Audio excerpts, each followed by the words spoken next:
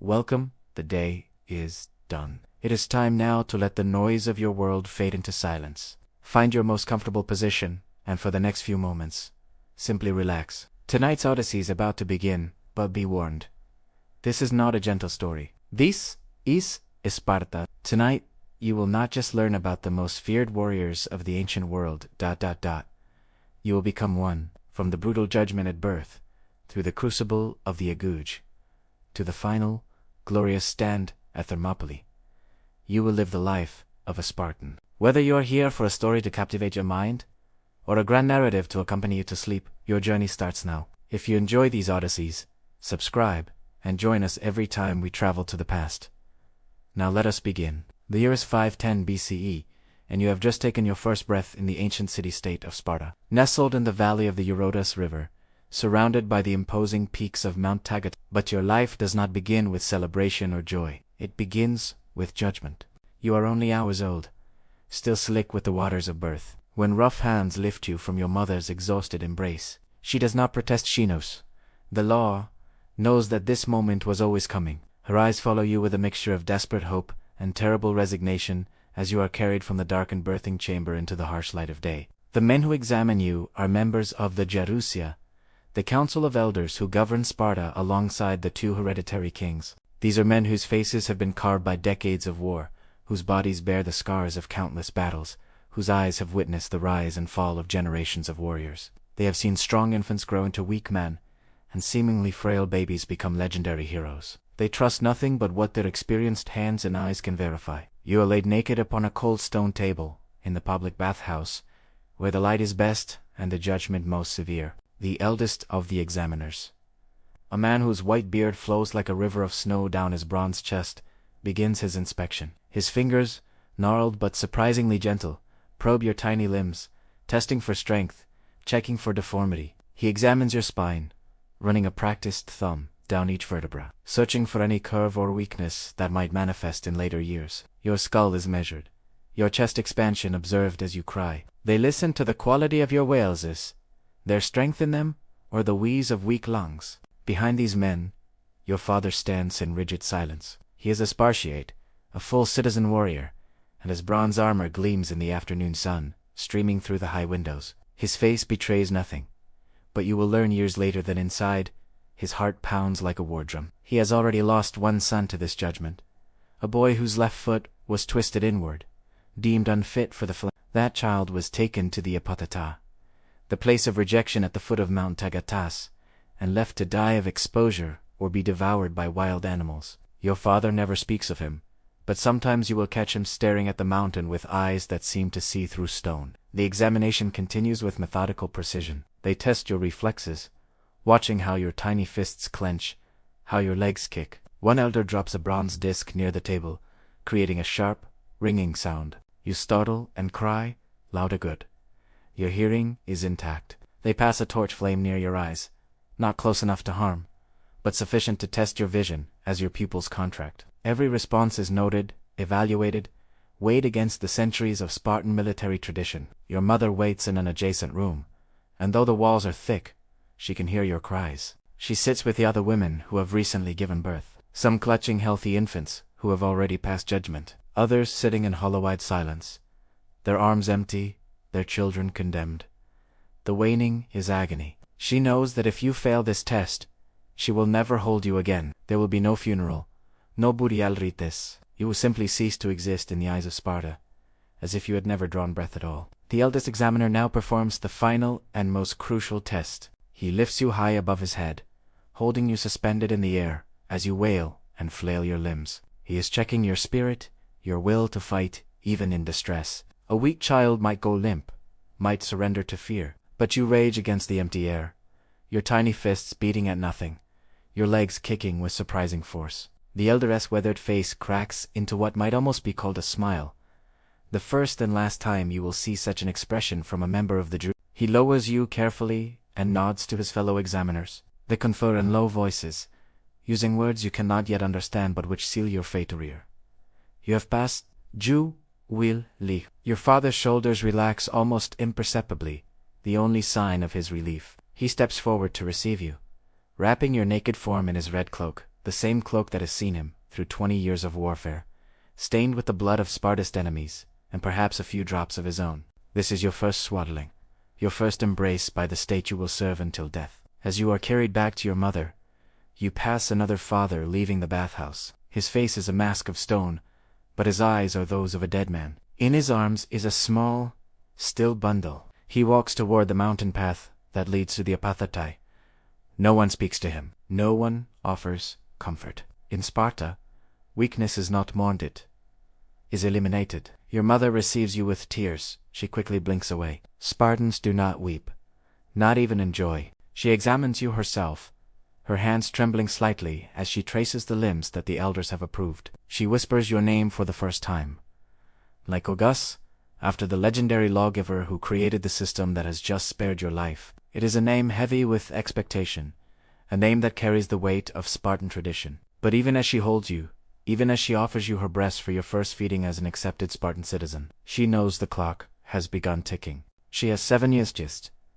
7 years to love you, before the state claims you forever. Every Spartan mother knows this bargain. They trade their children for the security of the state, their maternal love sacrificed on the altar of military supremacy. In other Greek cities, your birth would be celebrated with wine and song, with offerings to the gods for your health and prosperity.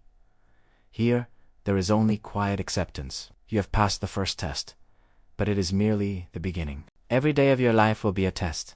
Every moment an opportunity to prove your worth or reveal your weakness. That night, as you sleep in your mother's arms, she sings to you not lullabies of comfort, but the paeans of war, the songs of ancient victories. She tells you stories of Spartan heroes who chose death over dishonor, of the legendaries 300, who would one day hold the pass at Thermopylae. You cannot understand the words, but the days following your judgment pass in a rhythm as old as Sparta itself. Your mother carries you strapped to her chest as she goes about her duties managing the household slaves, the helots, who outnumber Spartan citizens 5 to 1. You absorb the hierarchy from your first days. At the top, the Spartiates like your parents, the warriors. Below them, the Pariochi, the free non-citizens, who handle trade and crafts. And at the bottom, the helots, the conquered peoples who work the land and live in constant seething resentment. You watch from your swaddling as your mother commands these slaves with a voice like iron. She shows no kindness, no mercy. When a helot woman drops a water jar, your mother has her beaten not out of cruelty, but necessity. The helots must fear the Spartans, must be reminded constantly of their subjugation. If they ever lose that fear, if they ever realize their vast numerical superiority, Sparta would drown in a sea of slave rebellion. This fear, this constant vigilance, this is the dark heart of Spartan power, and you drink it in with your mother's milk. Your father returns from the Agora, the public space where the men train and conduct business. His bronze armor bears new scratches. There has been a skirmish with Argos, Sparta's ancient enemy. 3 Spartiates died, he reports matter-of-factly. But they died well, facing the enemy. Their shields locked in formation, their names will be carved on stone, their memory preserved. This is the highest honor a Spartan can achieve, a beautiful death. As you grow from infant to toddler, your world expands from your mother's arms to the confines of your family's the plot of land worked by helots that provides your family's income. It is not a large estate. Spartan law forbids excessive wealth, considering it a corruption that weakens the warrior spirit. The house itself is simple, almost austere, wooden beams, clay walls, a packed earth floor. The only decorations are your father's weapons and armor, displayed prominently, and a small shrine to Apollo and Artemis, the patron deities of Sparta. Your early childhood is a strange mixture of harsh discipline and surprising freedom. Unlike children in Athens or Corinth, you are not coddled or protected. At 2 years old, you are expected to walk long distances without complaint. At 3, you are deliberately exposed to cold, heat, and hunger to build endurance. Your mother watches you shiver in the winter cold, wearing only a thin tunic, and does not offer warmth. When you cry from hunger between meals, she does not feed you. Love, in Sparta, means preparing you for suffering. Yet there are moments of tenderness, carefully hidden from public view. Late at night when your father is at a sisithia, military mess where all Spartan men take their evening meals, your mother sometimes holds you close and whispers stories, not of war, but of the time before, when Greeks were not yet Greeks, when gods walked the earth and heroes were born from the union of mortal and divine. She tells you of Perseus and Heracles, both said to be ancestors of the Spartan royal lines. But always, These stories end with the same lesson. Even half-gods must prove themselves through suffering and struggle. Your father's interactions with you follow a different pattern. He does not play with you as fathers in other cities might. Instead, he teaches. At 4 years old, he begins your informal training. He shows you how to stand, feet shoulder-width apart, knees slightly bent, the basic stance of a warrior. He places a wooden stick in your hands for a spear and guides you through the basic thrust. Your arms are too weak, your coordination poor, but he nods approval at your effort, not your achievement. He teaches you to swim in the Eurotas River, throwing you into the current and watching from the bank as you struggle. When you panic and swallow water, he does not rescue you. You must save yourself, or drown.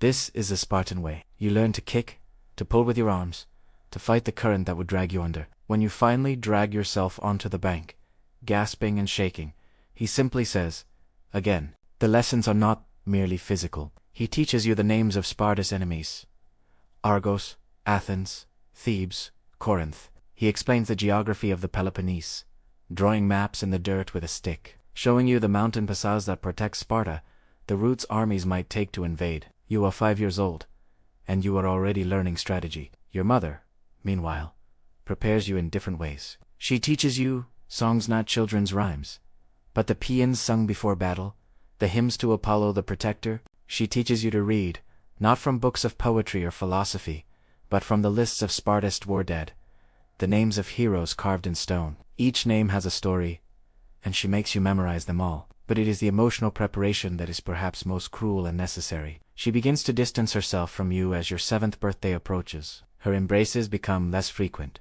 her voice harder. When you run to her with a scraped knee or a bruised arm, she no longer comforts you. Pain is weakness leaving the body, she says, repeating the ancient Spartan maxim. You learn to hide your tears, to swallow your cries, to show nothing on your face, even as your child's heart breaks a little more each day. The other children your age are undergoing the same transformation. You play together in the dusty streets, but your games are rehearsals for war. You form miniature phalanxes, with wooden shields and sticks, charging at each other with shrill war cries. Injuries are common and ignored. A boy named Alexios breaks his arm in one such game. He sets it himself using a straight stick and torn cloth, never crying out, earning nods of approval from watching adults. You begin to understand the concept of shame, that peculiar Spartan emotion that is worse than death. When a boy named Theron cries after falling from a wall, the other children shun him for days. His own mother refuses to speak to him. He learns a lesson. In Sparta, it is better to die than to show weakness, better to be broken than to break character. Your world is also shaped by the constant presence of the helots, those conquered peoples who make Spartan society possible. You watch them work the fields, their backs bent under the sun, their faces carefully blank whenever a Spartan passes. Your father explains that they are descended from the original inhabitants of Laconia, conquered centuries ago when the Spartans arrived. They are not slaves in the traditional sense.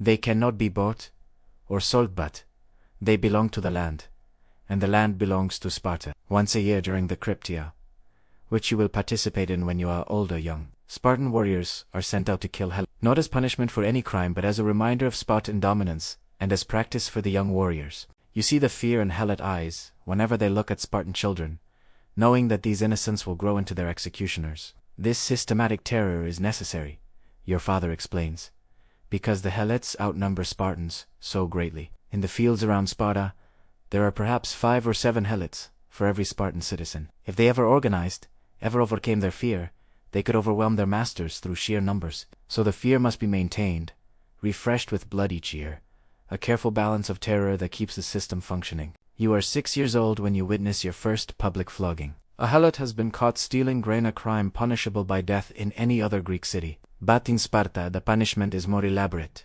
more instructive. The helot is tied to a post in the Agora, and a Spartiate administers the lash. The gathered crowd includes children of all ages, watching in silence as the whip falls again and again. What strikes you is now the helots, Painu, have been taught that helots are less than human, their suffering meaningless, but the perfection of the Spartiate's technique. Each strike lands with precise force, enough to split skin but not enough to kill quickly. It is an art form, a demonstration of control. The Spartiate's face never changes expression.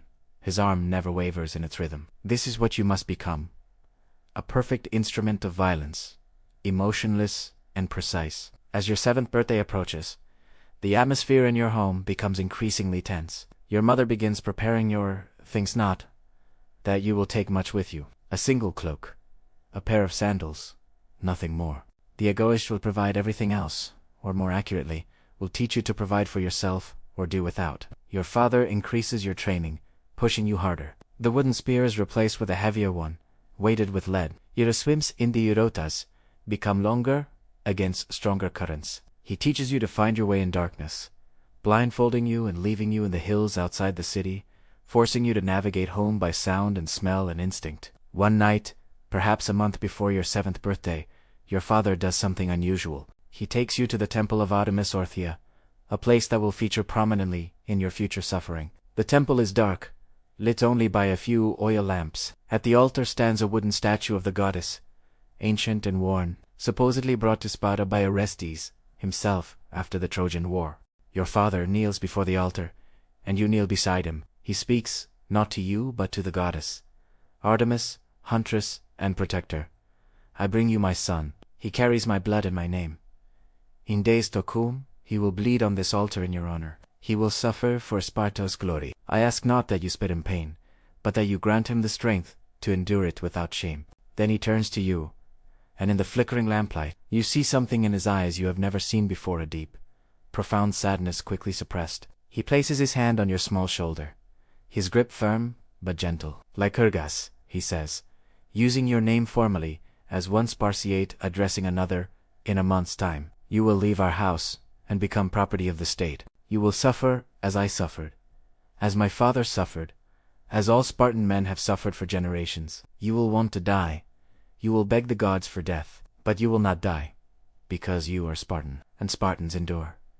He reaches into his cloak and produces something, a small, bronze figurine, no bigger than your child's thumb. It is a warrior, spear raised, shield forward, captured in the moment of charge. This was mine when I entered the Agoge, he says. My father gave it to me, and his father gave it to him. Keep it even. When the pain becomes unbearable, when you think you cannot take another moment, hold it and remember. You come from a line of men who survived. You will survive too. You take the figurine, feeling its weight, its worn edges, where generations of desperate boys have clutched it for comfort. You understand this is the closest your father will ever come to saying he loves you.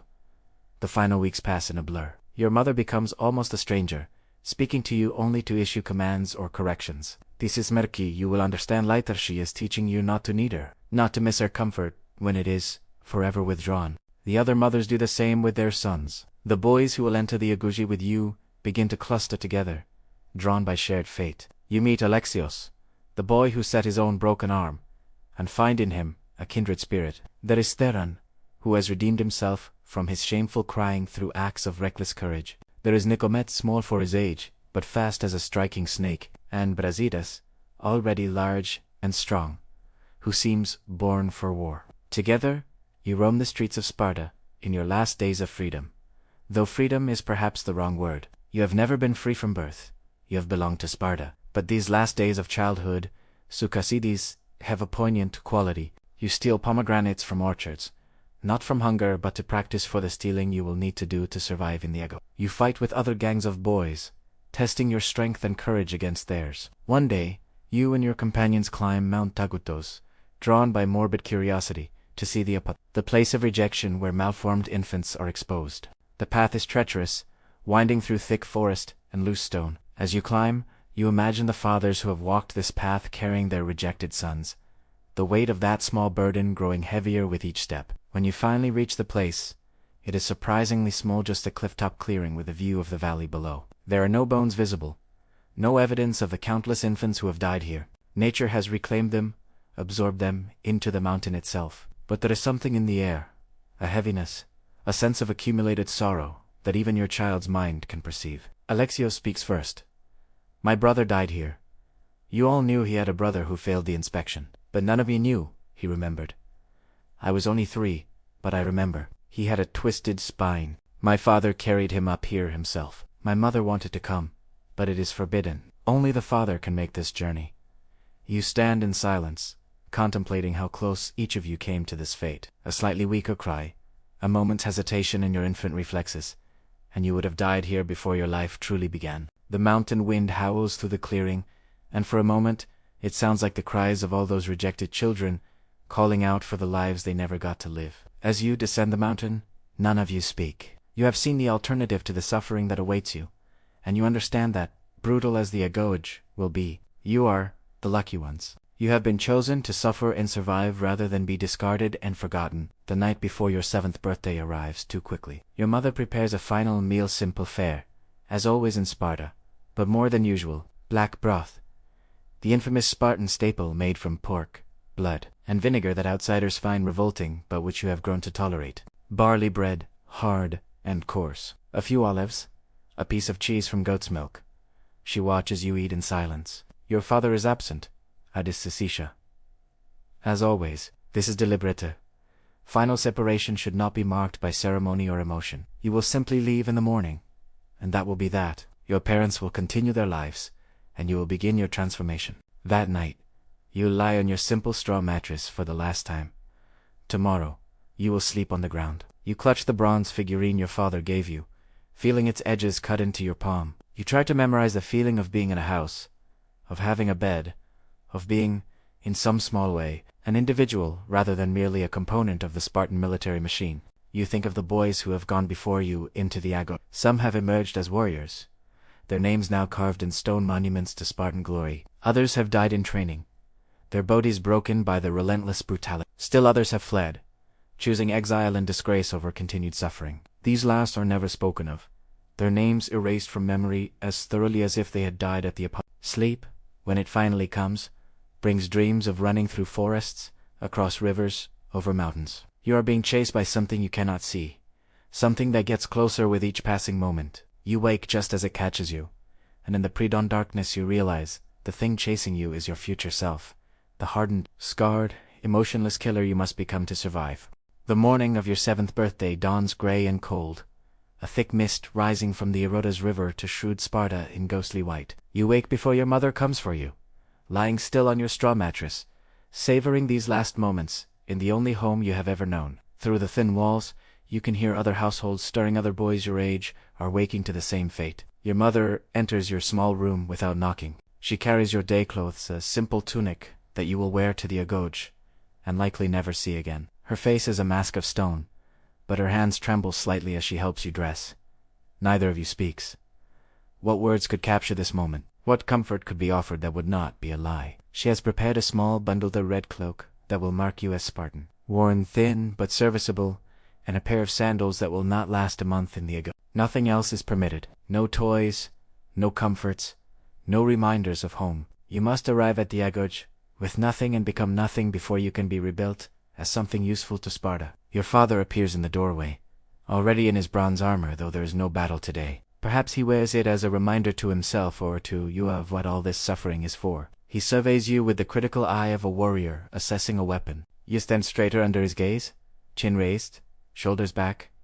He nods once, the smallest gesture of approval. It is time, he says simply. You follow your parents out of the house and into the misty morning. Other families are emerging from their homes. Small processions of parents and 7-year-old boys, all walking in the same direction. No one speaks. The only sounds are footsteps on packed earth, and the distant crow of a rooster who does not know or care that today, dozens of childhoods will end. As you walk through the streets of Sparta, you see the helots watching from doorways and alleyways. Their faces are carefully neutral, but you wonder what they think, seeing their future tormentors being led away for training.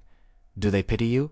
Do they celebrate your upcoming suffering? Or do they simply see the wheel of Spartan society turning as it always has, grinding everyone slave and citizen alike beneath its weight? You pass the Agora, where adult Spartiates are already training despite the early hour. The clash of bronze on bronze rings through the mist like bells tolling. Some of the warriors pause to watch your procession pass. These men have all walked this path, have all survived what you are about to endure. Their faces show no sympathy, only assessment. Which of these boys will survive? Which will break? Which will flee in shame? The building that houses the Agoge is not impressive. Spartans do not waste resources on architectural beauty. It is a long, low structure of stone and timber, functional and forbidding. The entrance is a simple doorway, wide enough for 2 men to pass through side by side. but it might as well be the mouth of Hades for all the finality it represents. Before the entrance stands the Padanomos, the official in charge of the Agoge. He is an older Spartiate, chosen for his exceptional cruelty and unwavering adherence to tradition. His name is Cleomenes, and his reputation is legendary. It is said he once beat a boy to death for smiling during a flogging. Whether this is true or merely legend meant to terrify, it serves its purpose. Every boy knows his name and fears it. Beside Cleomenes stand several younger men, the Aron, recent graduates of the Agoge, who now serve as instructors and tormentors for the younger boys. They are perhaps 20 years old, their bodies maps of scar tissue, their eyes holding a deadness that speaks of survived trauma. You will learn to fear them more than you fear Cleomenes. For while he represents the system, they are its daily enforcers. The parents and children form rough lines before the entrance. The separation begins without ceremony. One by one, boys step forward, hand their small bundles to Cleomenes, and disappear through the doorway. Some walk proudly, trying to project courage they do not feel. Others stumble, their legs betraying their terror. One boy, someone you do not recognize, begins to cry and cling to his mother. She pries his fingers from a cloak and pushes him toward the door, her face a mixture of shame and grief. The boy's father turns away, unable to watch. Your turn approaches too quickly. Your mother kneels suddenly, breaking protocol, and pulls you close for just a moment. Her lips are at your ear, and she whispers so quietly that only you can hear. Remember that you are loved. Then she stands and steps back, her face returning to its mask of indifference. But you have heard her words, and you will carry them through the years of darkness ahead. A tiny spark of warmth in the cold machinery of the Agoge. Your father places his hand on your shoulder one last time. He does not kneel, does not embrace you, but his grip tightens for just a moment, saying everything his voice cannot. Then he too steps back, and you stand alone before your fate. You walk forward on legs that feel disconnected from your body. Each step carries you further from childhood, from individuality, from any identity beyond Spartan warrior in training. Cleomenes looks down at you with eyes like chips of flint. He takes your bundle without examining if he has seen thousands of such bundles, all containing the same meager possessions. Name, he asks, though he already knows. Lycurgus, you reply, proud that your voice does not shake. No, he says flatly, you have no name. You are boy. If you survive, if you prove worthy, you may earn a name again. Until then, you are nothing. You own nothing. You are owned by Sparta. Do you understand? You nod, though you do not truly understand. Cannot understand what it means to be nothing until you have lived it. Speak when addressed. Boy. Yes, sir. The blow comes from nowhere. Cleomenes' hand moving faster than your child's eyes can follow. It catches you across the face, snapping your head to the side, filling your vision with stars. You taste blood. I am not, sir. I am your god, your judge, your death, if you displease me. You will address me as master. Do you understand? Yes, master. The word tastes like surrender. Enter. You step through the doorway into darkness. The interior of the building is deliberately dim, lit only by a few small windows set high in the walls. As your eyes adjust, you see other boys already inside, standing in loose groups, their faces masks of fear and forced bravery. The room smells of sweat and terror and something else, old blood, perhaps soaked into the stones over generations. An iron approaches you, a young man whose face might have been handsome once, but is now crossed with scars. One eye is clouded white, blind, giving him a perpetually unbalanced appearance. He will later be known to you as Philippos, and he will feature in many of your nightmares. Strip, he commands. You hesitate for just a moment, and his fist drives into your stomach. You double over, gasping, falling to your knees. He grabs your hair and yanks your head back. When you are given an order, you obey immediately. No thought, no hesitation. You are not a person with choices. You are a tool, and tools do not think. Strip. With shaking hands, you remove your tunic. The cold air raises bumps on your skin. You have been naked before, of course, but never like this, never as a deliberate humiliation, never as a first step in breaking down who you are. Other boys are undergoing the same treatment. Some cry silently, others stand rigid, trying to maintain some dignity. Your friend Alexios is here. Blood running from his nose, he must have resisted too. You make eye contact for a moment, before an iron steps between you. No recognition, no friendships, no bonds, except to Sparta. You are all alone here, and you will remain alone until you prove you can be trusted as part of a unit.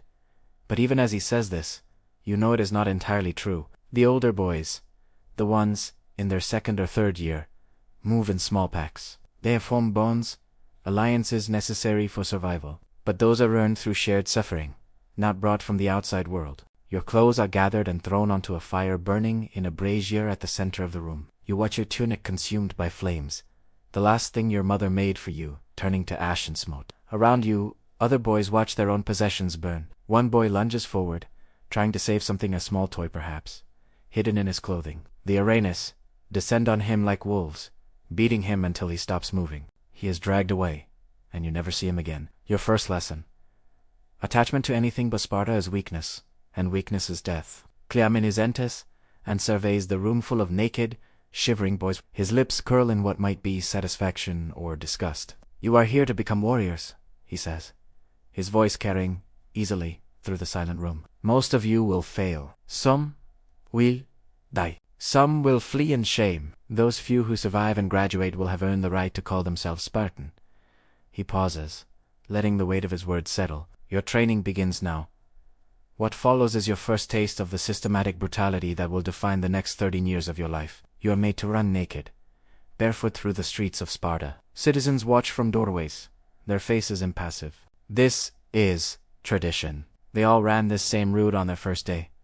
The stones cut your feet, leaving bloody footprints. Boys who fall are kicked until they get up. Boys who lag behind are beaten with wooden rods. The run ends at the Eurotas River, where you are forced to plunge into the icy water. The shock drives all breath from your lungs. Some boys panic, thrashing wildly. The Aranis stand on the bank, pushing under any boy who tries to climb out too soon. You understand, this is not just about physical endurance, but about controlling panic, about functioning even when your body screams for relief. When you are finally allowed to emerge, you are blue-lipped and shaking uncontrollably. But there is no respite. You are made to run again, the wind turning your wet skin to ice. By the time you return to the Agoge building, several boys have collapsed. They are left where they've fallen. Another lesson. No one will help you here. You survive on your own strength, or not at all. Inside, you are given your Agoge uniformer, single thin cloak, made of rough wool that scratches against your skin. This cloak must last you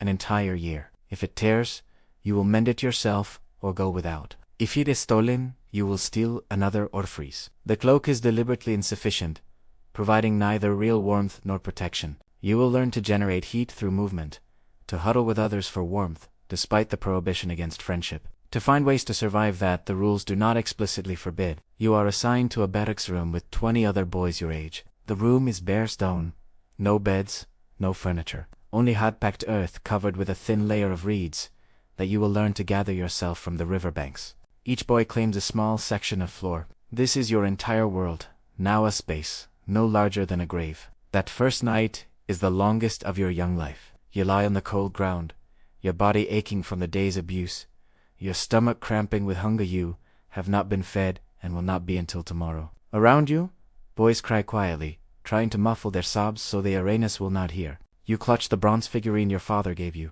hidden in your fist, feeling its edges cut into your palm. The pain is almost comforting. It is something you control, something you choose. Sometime in the night, a boy near you whispers, "I want to go home." There is no home, another voice responds in the darkness. Not anymore.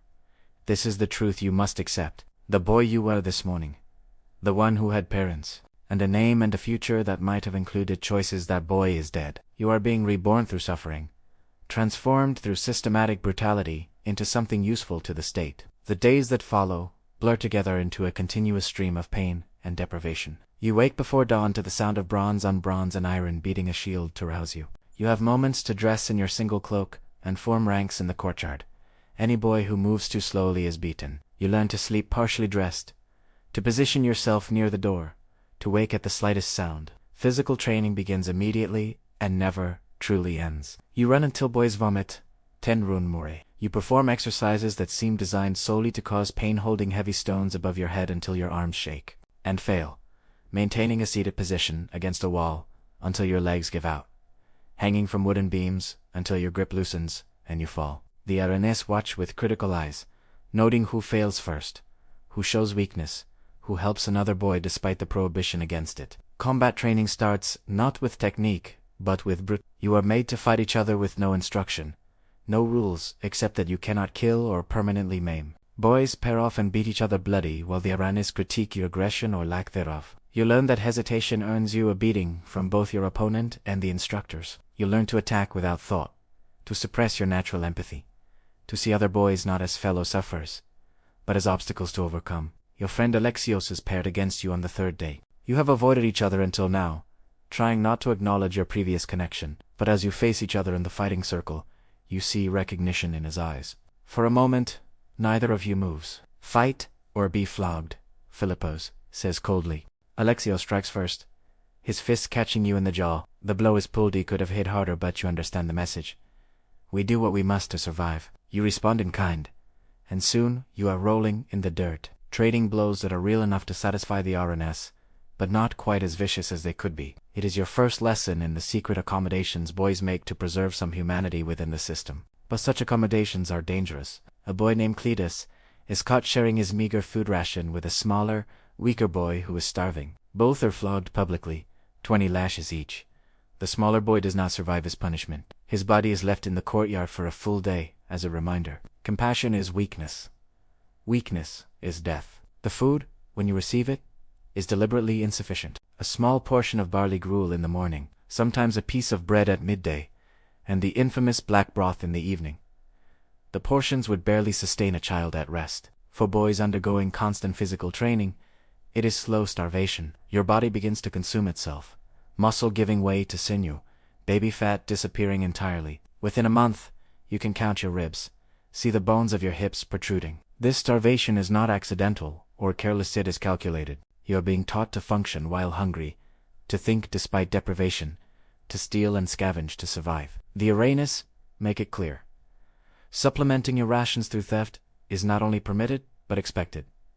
The key is not to get caught. You learn to move silently through the streets at night, to take bread from windowsills, to grab fruit from market stalls. You learn which dogs bark and which stay silent, which citizens leave food unguarded, and which set traps for thieving Agoge boys. You learn to eat anything raw: eggs, stolen from hen houses, vegetables pulled from the ground and eaten dirty, even insects when desperation drives you to it. The punishment for being caught stealing is not for the theft itself, but for the failure of getting caught. A boy named Dionysios is discovered taking cheese from a storage room. He is flogged until his back is raw meat, not because he stole, but because he was incompetent enough to be detected. The message is clear.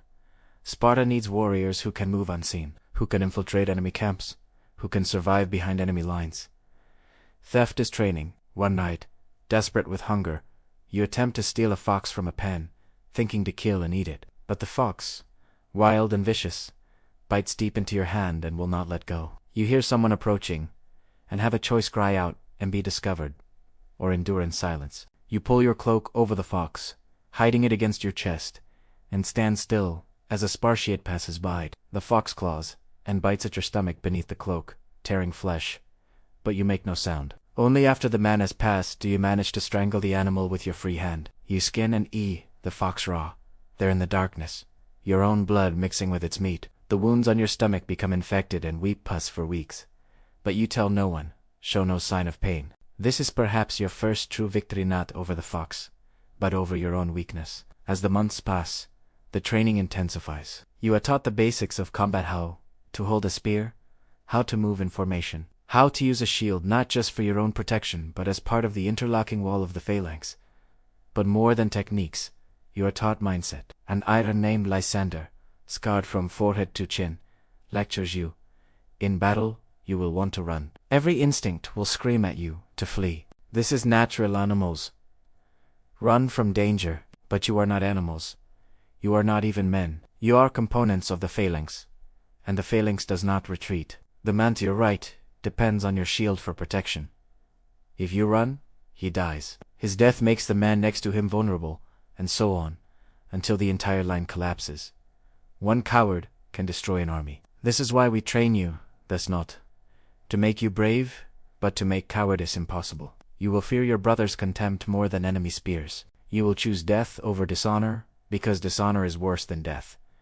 The concept of brotherhood is complicated in the Agoge. You are forbidden from forming friendships, yet you must learn to function as a unit. You are alone, yet entirely dependent on others. This paradox is resolved through shared suffering. The boys you bleed beside become bonded to you not through affection but through mutual survival. You develop an understanding that requires no words, who can be trusted to share stolen food, who will watch your back in a fight, who will lie to protect you from the arena's wrath. These bonds are tested constantly. You are made to compete against each other in everything: running, fighting, reciting Spartan law and history. The losers are punished, often severely, but you are also made to perform tasks that require cooperation: moving massive stones that no single boy could budge, hunting wild boars in groups, defending against mock attacks by the older boys. You learn to shift instantly from rival to ally and back again. The psychological torture is perhaps worse than the physical.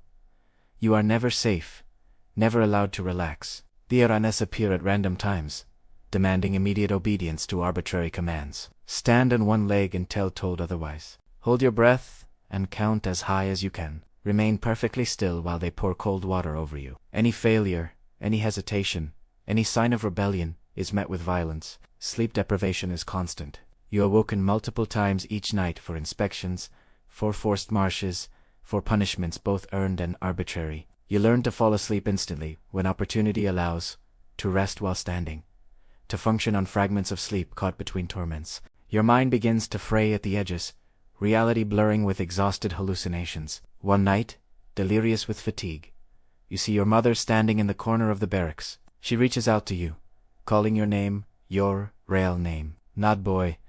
You almost go to her before remembering. She is not real, cannot be real. But the hallucination is so vivid you can smell the olive oil she used in her hair, hear the particular rustle of her cloak. You close your eyes tight, and when you open them, she is gone. You never tell anyone about this vision, but you know from the haunted looks of other boys that you are not alone in your ghostly visitations. The academic education, Sukasitis, focuses entirely on Spartan history, law, and potrioni of the martial variety. You memorize the verses of Tertius, the warrior poet whose words have inspired Spartan soldiers for generations. It is beautiful when a brave man of the front ranks falls and dies, battling for his homeland, and ghastly when a man flees planted fields and city, and wanders begging with his dear mother, aged father, little children, and wedded wife.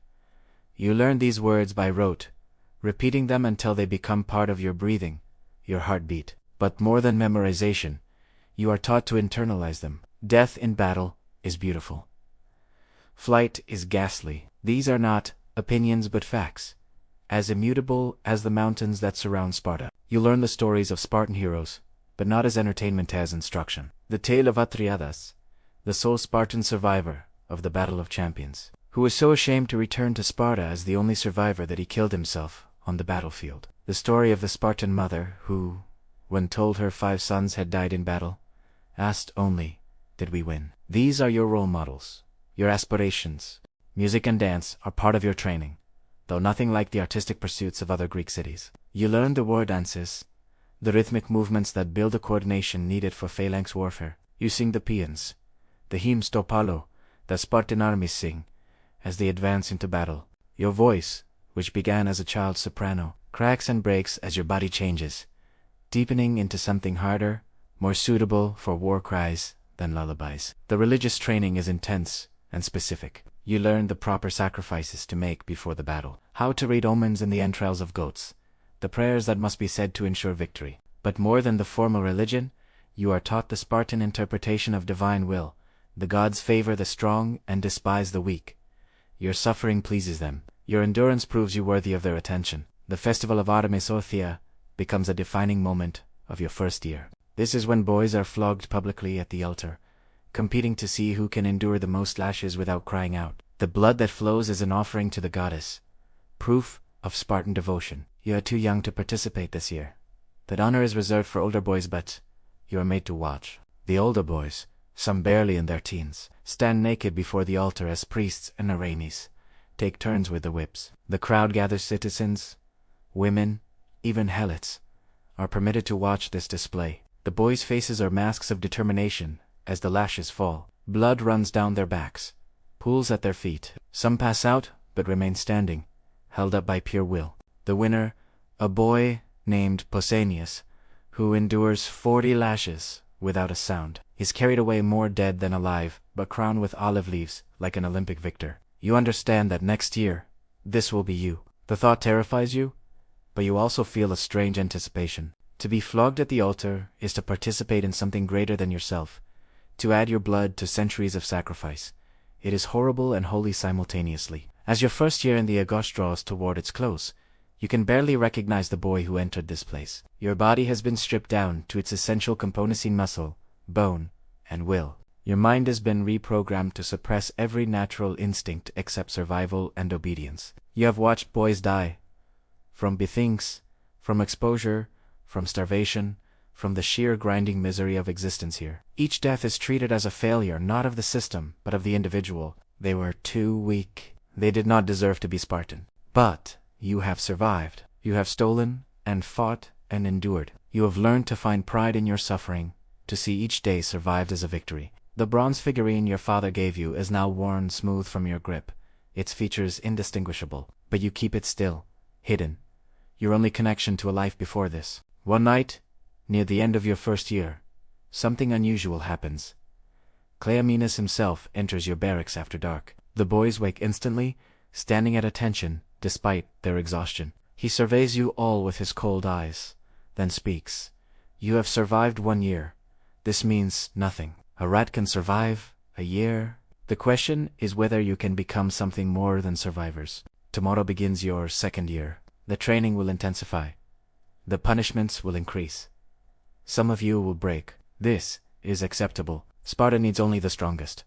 He pauses, and for a moment, you think you see something almost like approval in his expression. But you have taken the first step. You are no longer nothing. You are iron being heated for the forge. Whether you become weapons or slag remains to be seen. He leaves, and in the darkness, you feel something you haven't felt in a year. Not hope for comfort or ease, but hope that you might actually become what they are trying to make you. That all this suffering might have meaning. Your 2nd year in the Agoge begins with a cruel reminder that any progress you thought you had made was an illusion. The older boys who had seemed so powerful, so untouchable, in your first year, are now your direct The hierarchy is clear. The youngest suffer from all, the oldest dispense suffering to all below them. You are still near the bottom, but now there are newer boys, 7-year-olds fresh from their mothers, who look at you with the same fear you once felt. You are not allowed to comfort them. When a new boy, small even for 7, approaches you on his first night and whispers that he is scared, you must turn away. When he persists, grabbing your cloak, you strike him as you have been, taught swift, impersonal, educational. He falls, bleeding from his nose, and looks at you with betrayal that cuts deeper than any whip. But the arenas, not approval. You are learning. The physical training in your 2nd year shifts from mere endurance to skill development. You are given your first real weapon, a wooden training spear weighted to match the true dory you will one day carry. It is heavier than you expected, the weight distribution unfamiliar. Your arms, though strengthened by a year of constant exercise, still shake after holding it in position for minutes that feel like hours. The spear becomes an extension of your body through endless repetition. Thrust, withdraw, reset. Thrust, withdraw, reset. The motion must be perfect every time your arm and shoulder aligned, your hips driving the power, your feet positioned to maintain balance, whether advancing or retreating. An iron named Nicostratos supervises your group, correcting form with sharp blows from his own spear shaft. A hip out of position earns a strike to the ribs. An arm bent incorrectly results in a numbing blow to the elbow. In the phalanx, Nicostratos explains, as you drill, you will have only 18 inches of space. The man to your right will be pressed against your shoulder. The man to your left depends on your shield for protection. You cannot swing wide, cannot step back, cannot adjust your position. The spear must thrust straight and true through the gap between shields, finding enemy flesh by instinct, not sight. Practiced until the motion requires no thought. Until your muscles know the path better than your mind. You practice until your hands bleed from gripping the rough wood, until the spear's weight no longer registers, until you can thrust and withdraw while half asleep, which you often are, given the continued sleep deprivation. The blisters on your palms burst.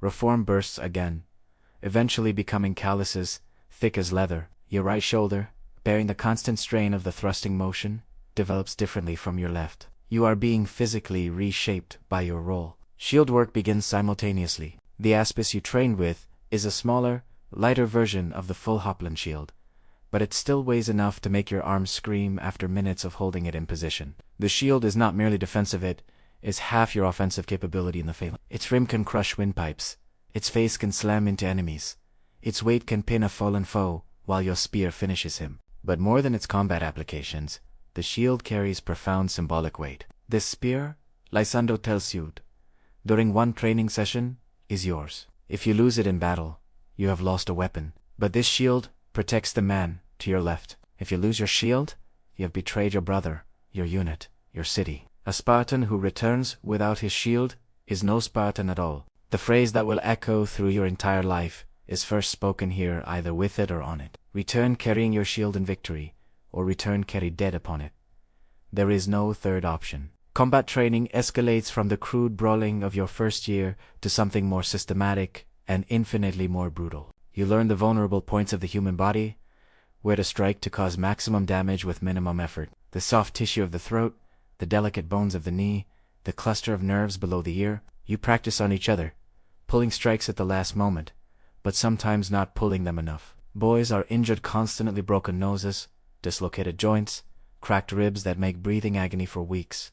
You learn to fight through injury, to ignore pain that would incapacitate a normal person. A boy named Proclus continues sparring with a clearly broken arm, the bone pressing against the skin, in a way that makes even the Uranus wince. He wins his match before finally allowing the arm to be roughly set. He is held up as an example of proper Spartan, and wrestling becomes a daily torture disguised as training. You are paired against boys of all sizes, learning that strength alone does not determine victory. A smaller boy named Alconder regularly defeats larger opponents through speed and technique, targeting joints and using leverage to overcome raw power. You learn from him, from everyone absorbing techniques through painful experience. The academic education continues, though academic seems too gentle a word for the harsh indoctrination you receive. You memorize the laws of Lycurgus, the legendary lawgiver who created the Spartan system. These are not merely rules, but sacred commandments.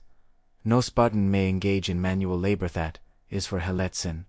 No Spartan may handle money. Commerce weakens the warrior spirit. No Spartan may travel abroad without permission. Foreign ideas are corruption. No Spartan may eat alone. Meals are communal, maintaining unity. The laws go on, each one designed to suppress individuality and maintain the military state. You learn the songs of Sparta, but these are not the complex compositions of Athens or Thebes. Spartan music is functional marching songs to maintain rhythm, paeans to build courage before battle, funeral dirges that celebrate death in combat. Your voice, still changing, cracks embarrassingly during singing practice, earning you mockery and extra duties. But everyone's voice breaks eventually, and the mockery is itself a lesson in enduring humiliation. Dance training seems absurd. At first, why should warriors dance? But the Pyrrhic, the war dance, teaches coordination and timing essential for phalanx warfare. You move in perfect synchronization with other boys, shields raised, spears thrust in rhythm. The dance mimics combat movements, training your muscles to work in harmony with your unit. A single boy out of step ruins the entire performance and is punished accordingly, teaching the vital lesson that individual error destroys collective success. The religious elements of your training intensify. You participate in your first Gymnopede, a festival where boys dance naked in the summer heat, honoring Apollo with displays of endurance. The sun beats down mercilessly as you perform complex choreographed movements for hours. Boys collapse from heat exhaustion but are not allowed to stop. Water is denied until the ceremony ends. You learn to ignore your body's desperate signals, to continue functioning even as your vision blurs and your muscles cramp. But it is the night training that truly breaks down the barriers between boy and weapon. You are taken into the mountains in small groups, given minimal equipment, and told to survive for days. Sometimes, you hunt wild boar, learning to track and kill as a team. The boars are dangerous. One boy is gored badly, his intestines visible through the wound. He dies slowly over 3 days, and you are not allowed to help him, only to watch as infection takes hold and fever burns through him. His death teaches you that nature, like Sparta, does not forgive weakness. During one mountain exercise, your group encounters a band of helots who have fled their servitude. This is not uncommon. Desperate helots sometimes escape to the mountains, living as bandits. Your group is ordered to track them down. You are 12 years old, and this will be your first kill of a human being. The helots are not warriors. They are starved, frightened men who run at your approach, but running marks them as prey. Your group pursues them through the forest, your training making you faster, stronger, more coordinated than these agricultural slaves. When you corner them in a ravine, they beg for mercy in accented Greek, their words barely intelligible through their terror. Philippos, the one-eyed iron leading your group, hands you a sword, a real blade, not a training weapon. You, boy. First blood. The helot before you is perhaps 30, though hard living makes him look older. His hands are raised in supplication, his eyes wide with the knowledge of his death. You hesitate, and in that hesitation, you feel every eye upon you, your fellow boys. The iron, even somehow the eyes of all Sparta, watching to see if you have the strength to do what must be done. Please, the helot whispers, I have children. So did we, Alexios says quietly beside you, and you understand his meaning. You all had families, lives, softness that was torn away. This helot chose to run, to reject his place in the order of things. His death is not murder, but maintenance of the system that defines everything. You thrust the sword into his belly, feeling the resistance of skin and muscle, the scrape against bone. His blood is hot on your hands, and his eyes hold yours as life leaves them. You expect to feel something profound, guilt, perhaps, or satisfaction. Instead, you feel hollow, as if something inside you has been scooped out and discarded. This too is part of your training, learning to kill without emotional weight, to see ending life as no more significant than any other physical action. The other helots are dispatched by other boys. Their bodies are left for the scavengers.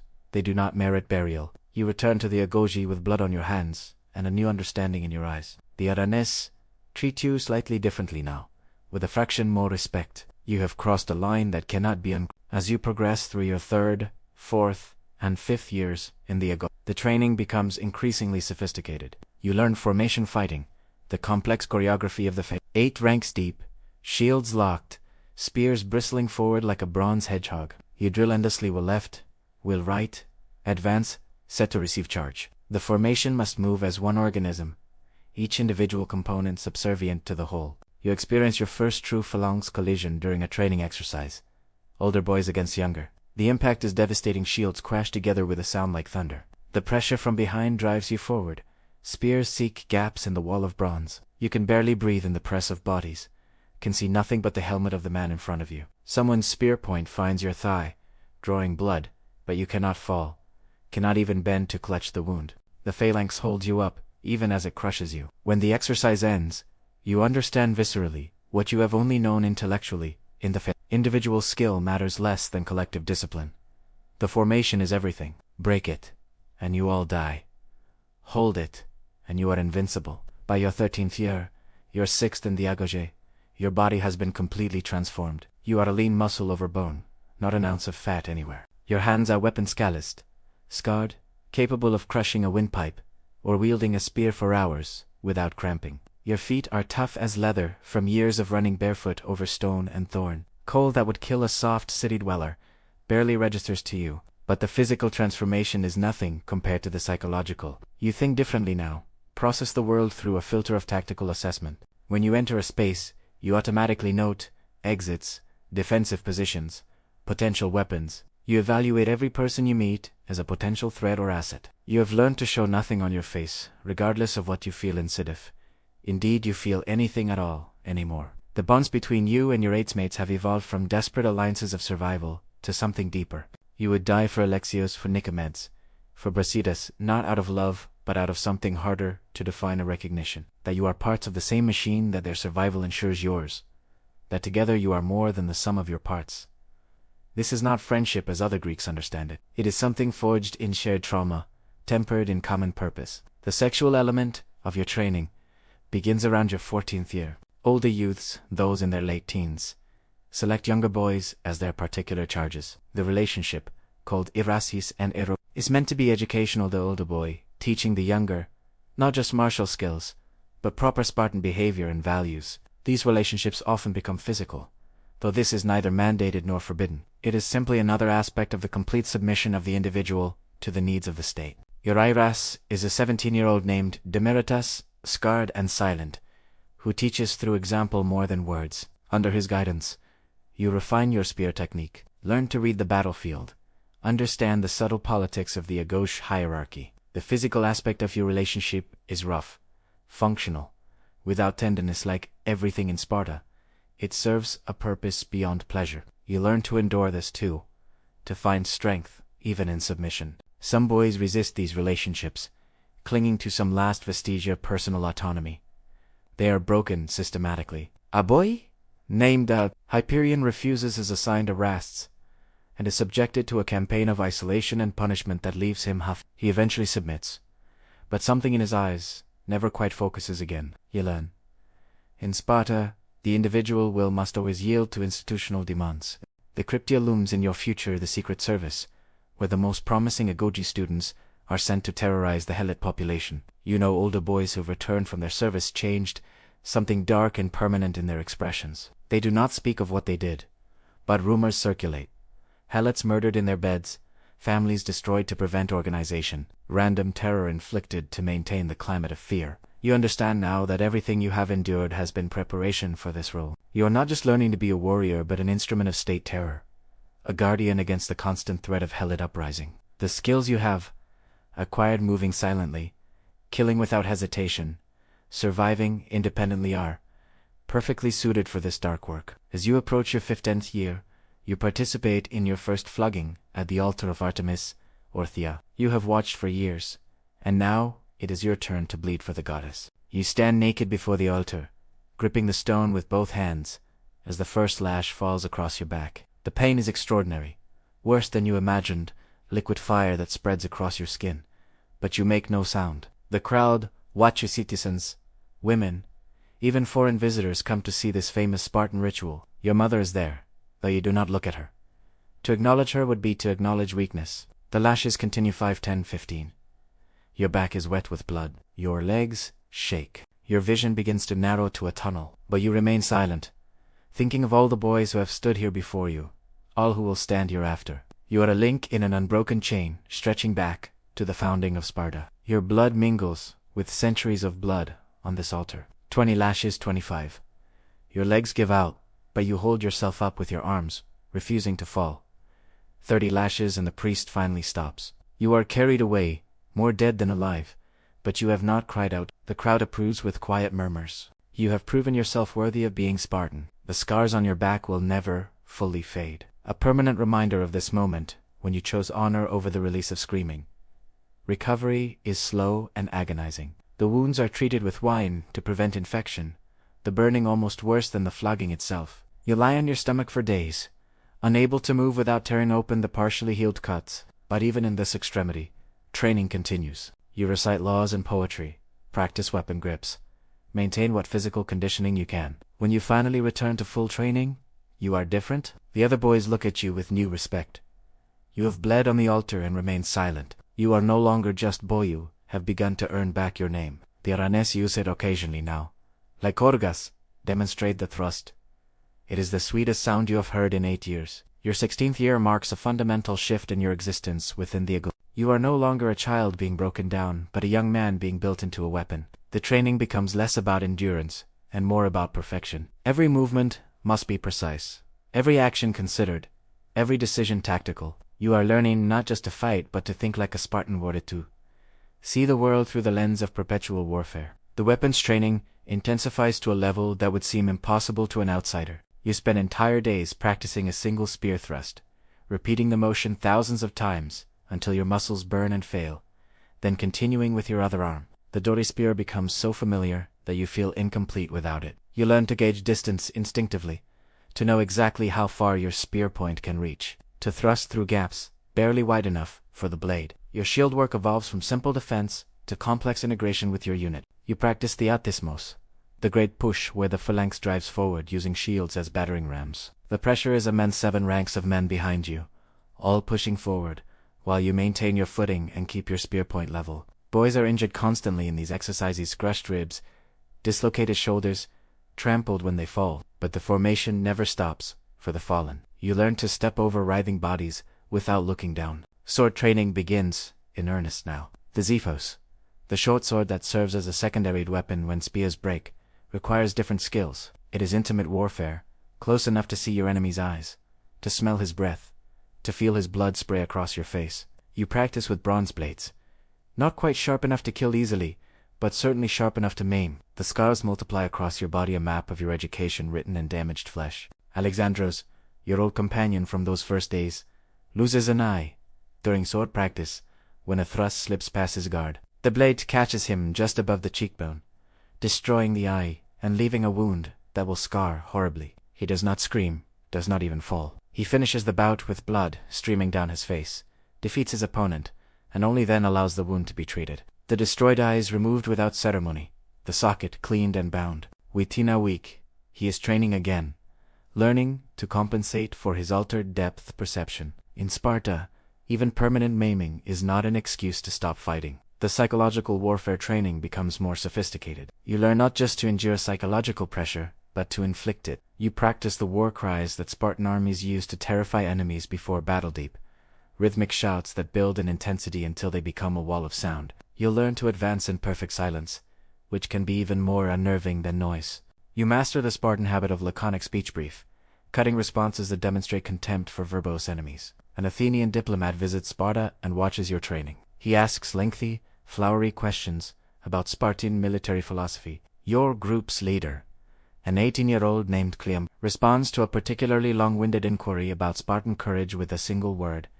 If the Athenian, confused, asks for elaboration, Cleombrotus simply repeats, if. The message is clear: Spartan courage needs no explanation, and Athenian questions deserve no respect. You learn that words, like spears, are weapons to be used sparingly, but effectively. The education in warfare extends beyond personal combat to tactics and strategy. You study the great battles of Spartan history, but not as stories, as lessons. The Battle of Thermopylae, still in your future but already legendary from previous last stands, is analyzed for its tactical brilliance. How a small force can hold a narrow pass. How terrain can multiply fighting effectiveness. How death itself can be a tactical victory if it achieves strategic goals. You'll learn about the Battle of Sapea, where Spartans defeated Argos through deception, and the Battle of Tanagra, where Spartan discipline overcame Athenian innovation. Each battle teaches principles: exploit enemy weaknesses, maintain formation regardless of casualties,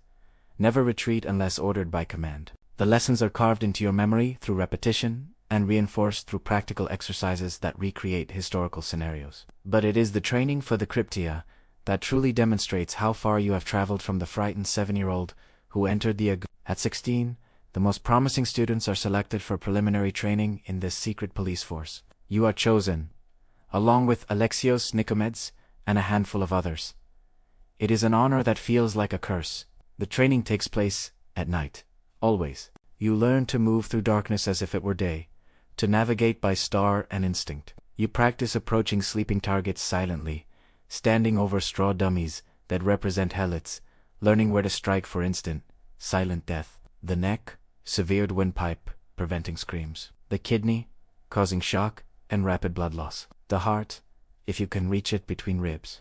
But practice on dummies is deemed insufficient. You are taken to the helot villages at night to observe, to learn their patterns. You watch families through windows, memorizing faces, studying routines. Who raises first? Who checks on the animals at night? Where do they hide their few valuables? You are not yet authorized to kill, only to watch, but the helots know you are there. They see shadows that should not exist, hear sounds that have no source. The terror you will eventually inflict is preceded by this psychological campaign.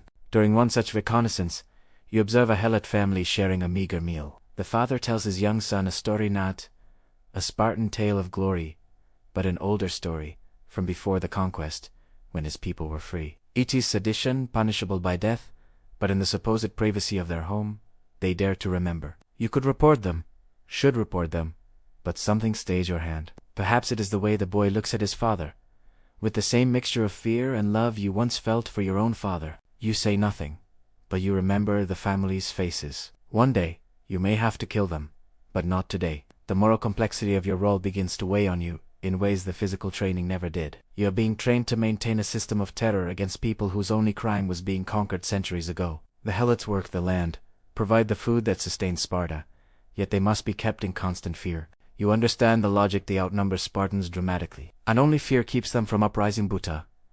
Understanding and acceptance are different things. These doubts must be hidden, of course. To question the system is to mark yourself as weak, potentially traitorous. You see what happens to boys who cannot fully embrace their role? Hyperion, who resisted too long, is now a broken shell who follows orders mechanically but seems dead inside. Another boy, Leotychidas, actually attempts to flee the Agoge, making it as far as the border before being caught. He is executed publicly, slowly, his death serving as education for the rest of you. The execution is performed by his former tentmates, forced to stone him to death in the Agoge. You are made to participate, to throw stones at a boy you have trained beside for years. Each stone thrown is a choice to value the system over the individual, Sparta over mercy. Leotychidas dies badly, crying for his mother, and his tears earn him no sympathy. If anything, they confirm the justice of his execution. A true Spartan would die silently. As you approach 17, your body reaches its near final form. You stand just under 6 feet tall for a Greek with shoulders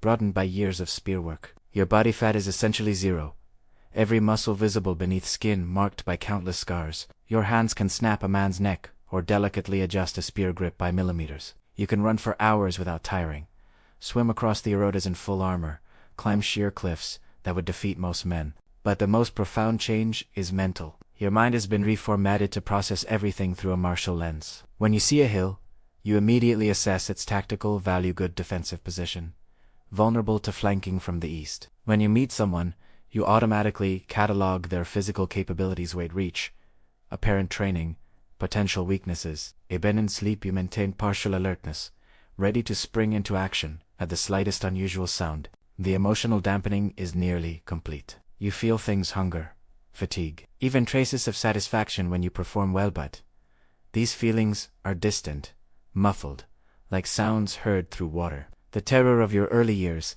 has been replaced by a cold functionality. You do what must be done without internal debate. A task is assigned, you complete it. Pain is inflicted, you endure. Italiano. Pain must be inflicted, you inflict it. Yet sometimes, in the quiet moments before dawn, memories surface unbidden. Your mother's face, though you can no longer quite remember its details. The taste of honey cakes she made for your 6th birthday. The feeling of your father's hand on your shoulder. These memories are dangerous, weakening, but you cannot quite eliminate them. They surface and submerge like bodies in dark water, never quite gone, never quite present. Your relationship with Demoritus, your Erases, evolves as you near the age when you will become an Erases yourself. He speaks more now, sharing hard-won wisdom. The Agoge breaks you down to nothing. He tells you one night, after a particularly brutal training session, but it cannot build you back up. That, you must do yourself. You must choose what kind of weapon you become: a simple blade that cuts whatever it is pointed at, or something with more purpose. You are not sure you understand his meaning, but you sense something important in his words. Choice seems like an illusion in Sparta, where every action is prescribed, every moment regulated. But perhaps there is choice in how you embrace your role, in what you preserve of yourself, even as you become what Sparta demands. The younger boys now look at you with the same fear and awe you once directed at older students. You have become the thing that terrified youth: a harsh instructor, the dispenser of necessary cruelty, the model of Spartan perfection they must aspire to. When you strike them for failures, you feel nothing. When they bleed, you critique their endurance. You have become the machine that creates machines. Your 17th year culminates in the most intensive combat training yet. You face actual warriors, now Agoge graduates, who return to test the upcoming class. These are not boys pulling their strikes, but men trying to hurt you, to test your limits. The battles are savage. Bones break regularly. A boy named Dorias is killed when a spear thrust meant to wound pierces his heart instead. His death is hardly remarked upon. He died in training for war. An honorable end. You face a Spartiate named Archidamus, 25 years old, veteran of real battles. He is faster than you, stronger, more experienced. He defeats you easily the first time, his spear but striking your temple, dropping you to the dirt. But you learn from defeat. The next time you face him, you last longer. The third time, you actually score a touch, your spear point finding his thigh. He nods approval, even as blood runs down his leg. You are becoming dangerous. The preparation for your 18th year, when you will undertake your final trial before the Cryptia, involves increasingly complex scenarios. You are dropped in the mountains with minimal equipment and must survive while being hunted by recent graduates. You raid mock enemy camps, stealing supplies, and eliminating sentries, other students playing roles. You practice interrogation techniques on captured enemies, learning to extract information through fear and pain without causing permanent damage. One exercise particularly marks you. You are assigned to lead a small group in a night raid on a fortified position defended by older students. The approach requires crossing a river, scaling a cliff, and penetrating multiple defensive lines. You spend days observing, planning, identifying weaknesses. When you finally strike, your group moves like shadows. You personally eliminate 3 sentries, your blade finding their throats in darkness. The raid succeeds perfectly, and for the first time, you taste the intoxicating drug of command, of holding other lives in your hands and wielding them effectively. But success brings new challenges. You are marked now as exceptional, which in Sparta means you will be tested more severely. The Aranas single you out for special attention, harder tasks, harsher punishments for any failure, constant pressure to prove your worthiness. A lesser spirit would break under this focused cruelty, but you have been shaped for this. Each new trial is met with cold determination. Your relationship with your H-mates evolves into something approaching what outsiders might call friendship, though it lacks any softness. Alexios one-eyed, now, but more dangerous for it, becomes your most trusted companion, not someone you confide. In Spartans do not confide but someone whose competence you respect, whose presence in a fight reassures you. Nicomedes develops into a brilliant tactician, able to see patterns and opportunities others miss. Brasidas becomes a force of nature in combat, his strength and aggression barely contained even by Spartan discipline. Together, you form an informal unit within your age class, each member's strengths compensating for others' weaknesses. This is not planned or officially sanctioned, but the instructors do not discourage it. Learning to form effective battle groups is part of your education. You will need these bonds when you face real enemies. As winter approaches in your 17th year, you receive news from the outside world of rare occurrence in the Agoge's isolated environment. Your father has been killed in a border skirmish with Argos. The messenger delivers this information without emotion, and you receive it the same way. You are expected to show no grief, no disruption in your training. Death in battle is the highest honor for a Spartiate. You should celebrate his glorious end. That night, however, you lie awake, thinking of the man who gave you the bronze figurine, now worn smooth in your hidden possession. You realize you never really knew him, never would have known him even if he lived. Spartan fathers and sons are strangers by design, their bonds sacrificed to the greater bond with Sparta itself. Yet his death creates an absence you hadn't expected to feel, a hollow space, where something barely acknowledged once existed. Your mother you have not seen in 10 years, though you know she still lives. Spartan women are long-lived, their lives less harsh than their men's, though hardly easy. You wonder if she thinks of you, if she would recognize the scarred weapon you have become as the child she once held. These thoughts are weakness, you know, but in the darkness before dawn, weakness sometimes creeps in, despite all training. The culmination of your 17th year is your first participation in the Cryptia proper, though in a limited capacity. You are part of a group sent to deal with a specific threat, a charismatic helot named Drymakos, who has been organizing other helots, spreading dangerous ideas about resistance. Such organization cannot be tolerated. The cancer must be cut out before it spreads. You track Drymakos for 3 days, learning his patterns, identifying his supporters. On the 3rd night, you strike. He is sleeping in a barn, believing himself safe. You enter silently, your blade ready, but when you stand over him, you hesitate for a fraction of a second. He is perhaps 35, weathered by hard labor, his face marked by years of oppression.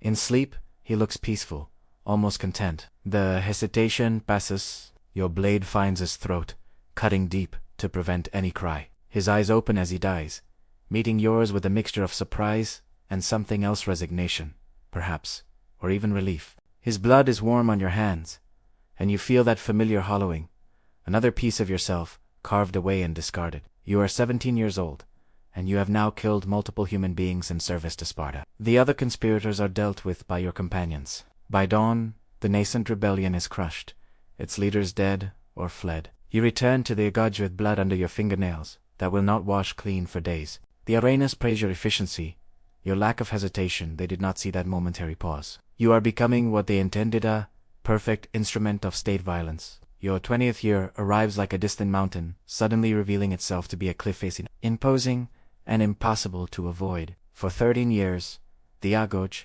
has been your entire world, its brutal rhythm the only life you have known since childhood. Now, you face the final trials that will determine whether you graduate as a full Spartiate or fail at this last crucial moment, rendering all your suffering meaningless. The tests begin without warning. You wake one morning to find your barracks empty, except for you and the 11 others of your original group who have survived this far. Alexios is here, his miss and eye now covered by a leather patch that makes him look even more dangerous. Nicomedes stands, ready, compact, and lethal. Brasidas flexes his massive shoulders, eager for whatever comes. 8 others wait with the same mixture of anticipation and carefully hidden anxiety. Cleomenes enters, older now, his hair completely white but his bearing still terrifying in its rigid authority. Today begins your final evaluation, he announces.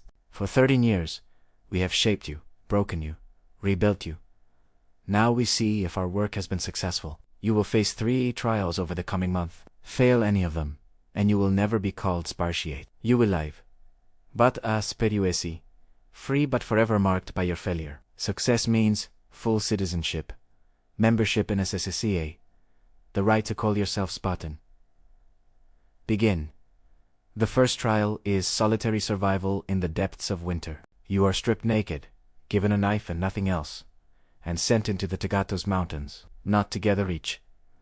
Man alone. You must survive for 10 days, then return precisely at dawn on the 11th day.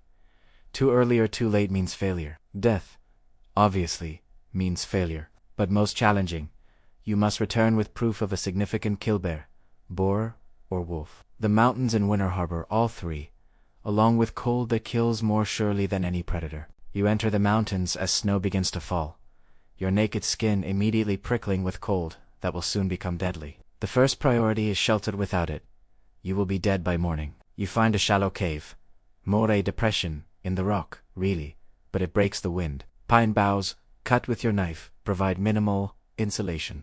You huddle through that first night, generating heat through constant small movements, never allowing yourself to fall fully asleep lest you never wake.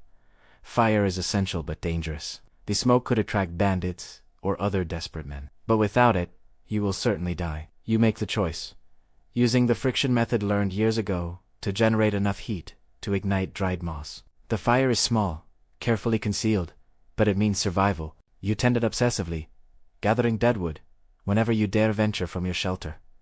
Food is scarce in winter. You set snares for rabbits, using sinew from the first one you manage to catch with a thrown rock, a lucky strike that saves your life. You eat everything orgainzais, even cracking bones from marrow. Pine needles provide some nutrition when chewed, though they leave your mouth raw. You discover a hibernating snake and eat it raw, unable to risk a larger fire for cooking. But the requirement for a significant kill looms. On the 5th day, weakened by hunger and cold, you find wolf tracks in fresh snow. A lone wolf, separated from its pack, or perhaps aged and cast out. You follow the tracks for 2 days, learning its patterns. It is hunting too, as desperate as you in this frozen wilderness.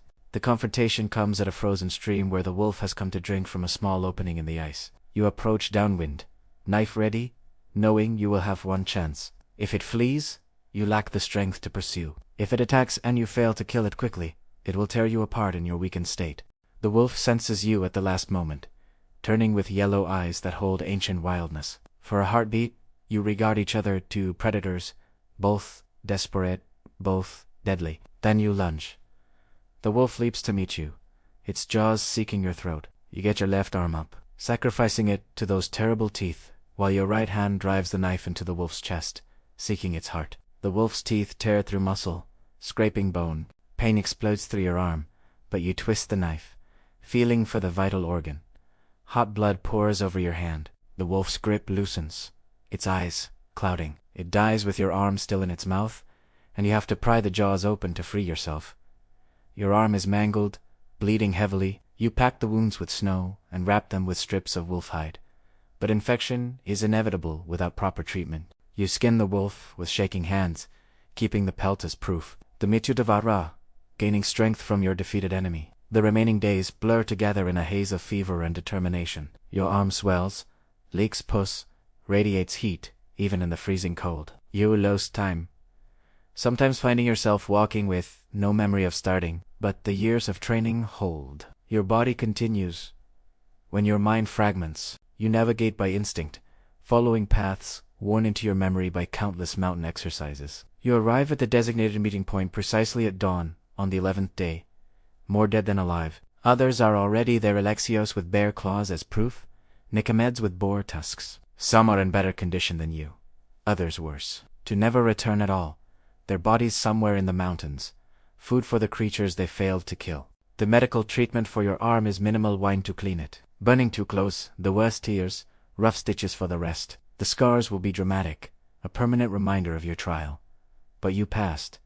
The wolf pelt is accepted as proof. 1 trial down, 2 remaining. The second trial tests your ability to command. You are given temporary authority over a group of younger Agoge students, boys in their 5th year. Old enough to be dangerous, young enough to be rebellious. Your task: lead them in a mock battle against another group led by The battle will be observed by the ephors themselves, the 5 elected magistrates who govern Sparta alongside the kings. Your force is deliberately inferior, fewer boys, younger on average, equipped with training weapons, while Brasidas' force has near real armament. The test is not whether you win but how you lead, how you maximize your force's potential, how you adapt to disadvantage.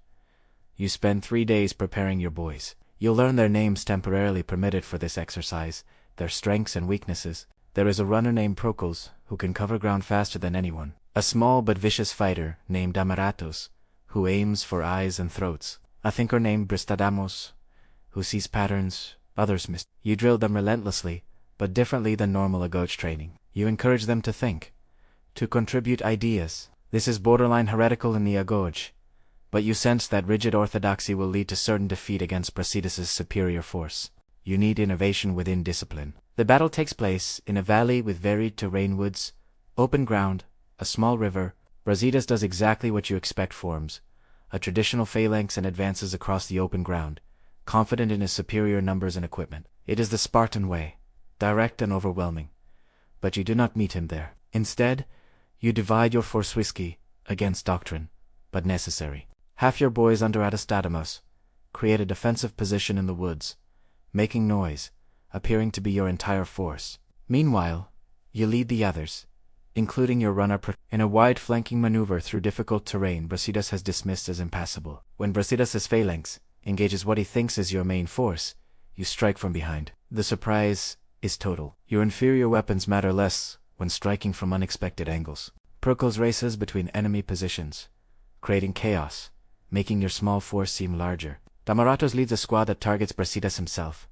Not to defeat him, he is too strong, but to force him to defend personally rather than command. The battle is brutal.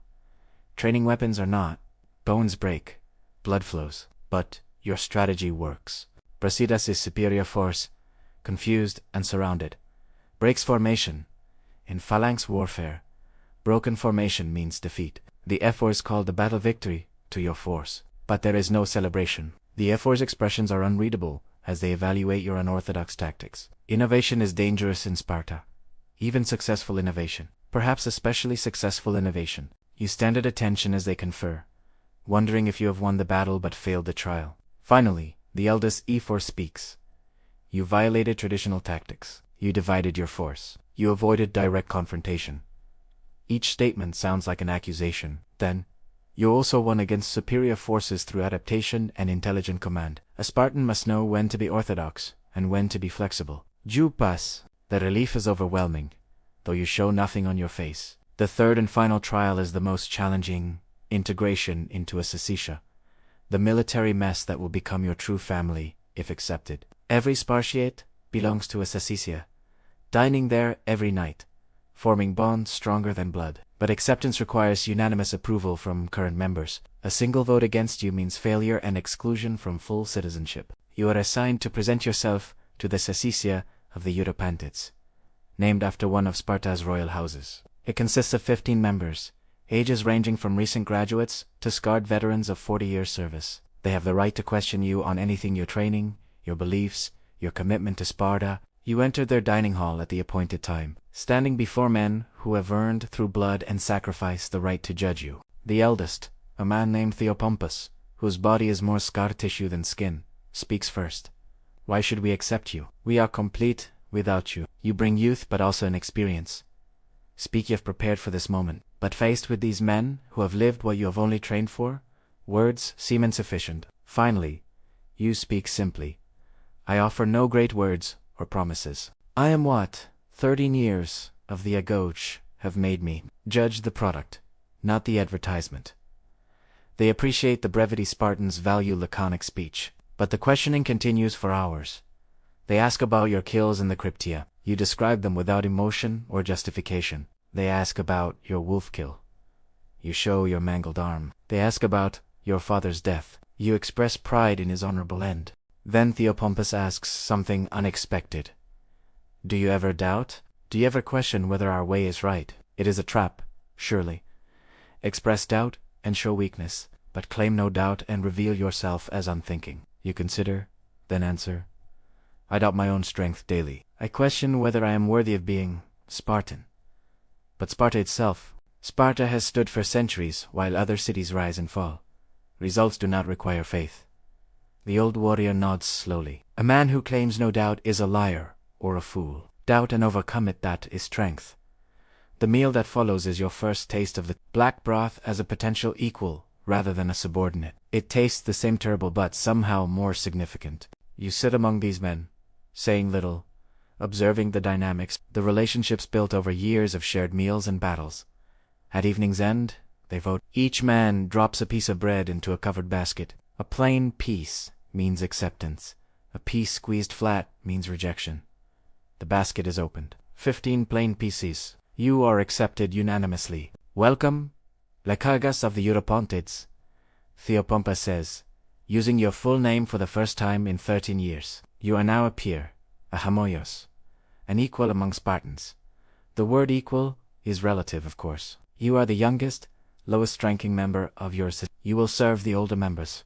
Learn from them, earn your place over years. But you are a full citizen now, with the right to vote in the assembly, to own your kleros, inherited from your father, to marry and produce new Spartans. Your Agoge education is complete, but your real education is just beginning. Now you must take everything you have learned in training and apply it to actual warfare.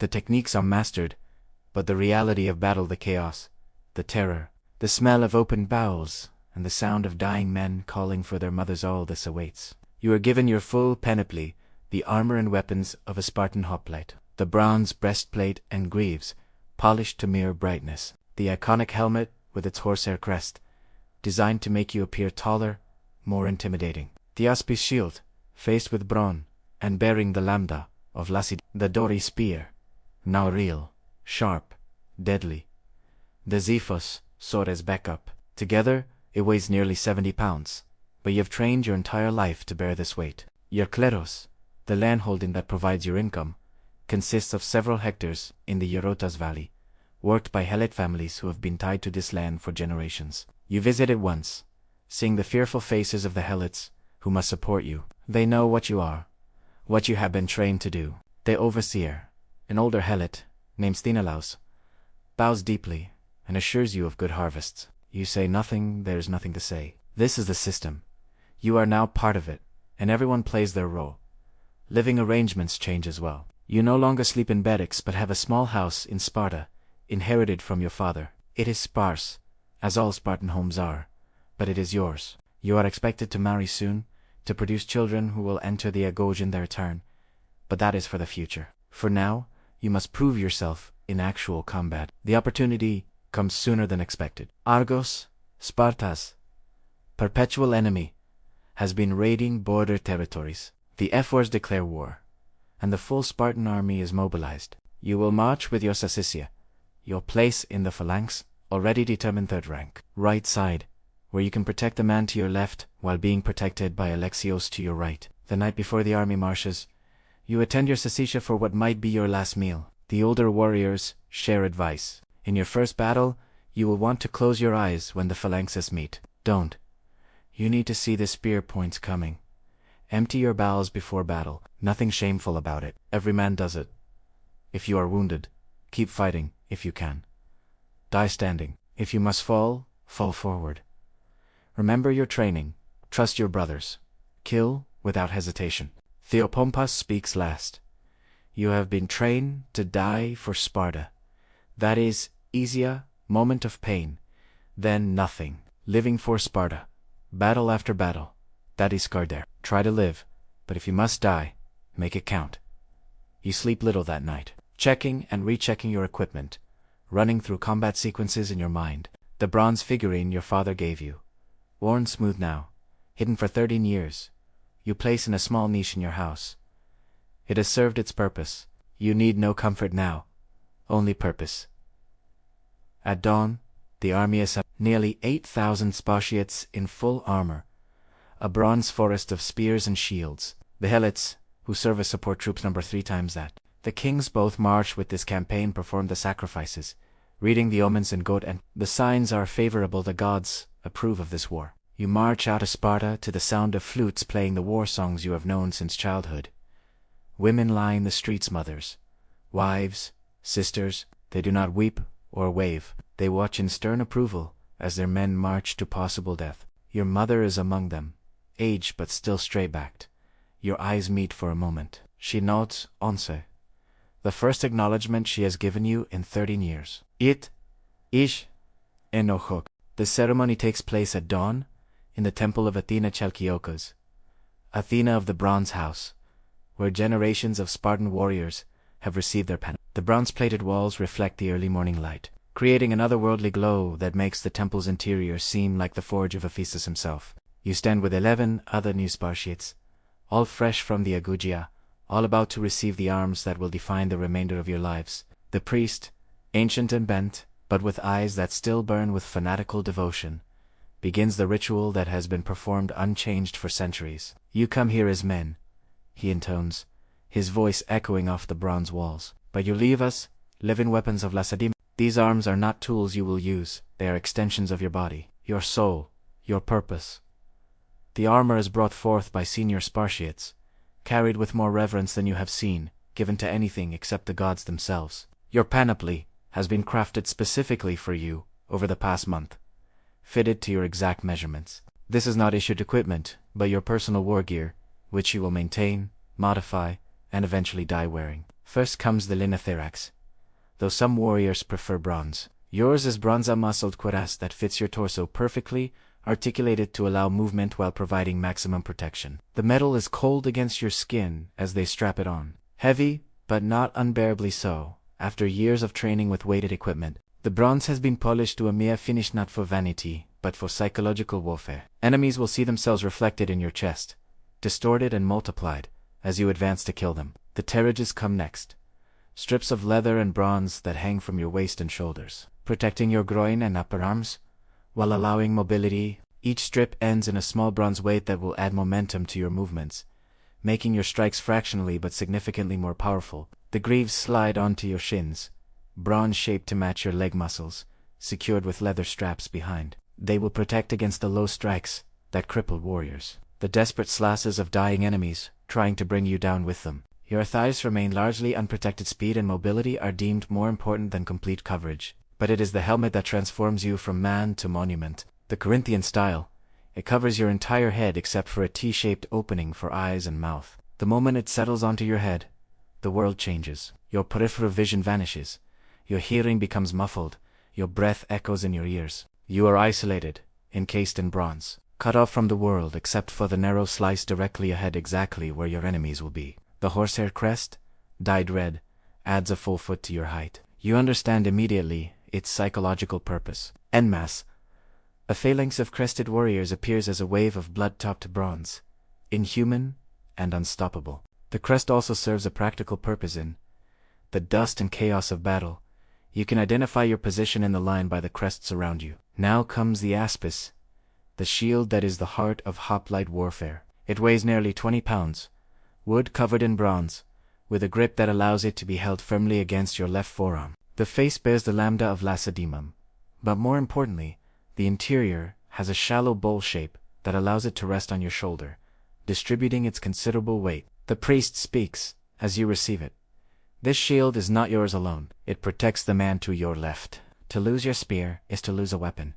To lose your sword is to lose a tool. To lose your shield is to betray your brothers. You may return without your spear. You may return without your sword, but you will return with your shield or upon it. The words hang in the air like a death sentence and a benediction simultaneously. The dori comes next, the 9-foot spear that is your primary killing instrument. The ashwood shaft has been selected for its straightness and strength. The leaf-shaped bronze points sharpen to pierce armor and flesh with equal ease. The butt spike serves as both counterweight and backup weapon if the point breaks. You can reverse the spear and continue fighting. You grip it, feeling its perfect balance. The weight distributed so precisely that it feels like an extension of your arm. The Xiphos completes your panoply, the short sword, barely 2 feet long, leaf-shaped and brutal. This is your last resort, your intimate killer for when the phalanx collapses into individual combat. The blade has been designed for thrusting rather than slashing, optimized for finding gaps between armor plates. Its shortness is deliberate.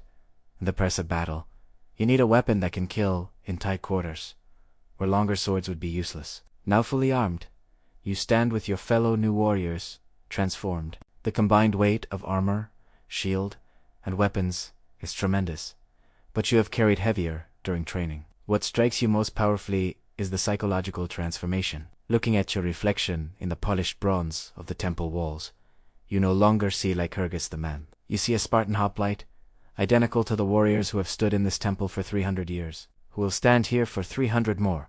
You are no longer an individual, but a component of something eternal. The priest performs the final blessing, sacrificing a black ram to Ares, the god of war. The blood runs across the altar stones, and each new warrior must step through it, literally walking in blood before they walk to battle. The symbolism is obvious but no less powerful for being so. You are born now in blood, just as you were tested in blood, just as you will die in blood. Theopompus, your Sacitia leader, approaches and inspects your panoply with critical eyes. He adjusts a strap here, tests the fit of your helmet there, checks the edge of your spear point. Finally satisfied, he speaks, "Good.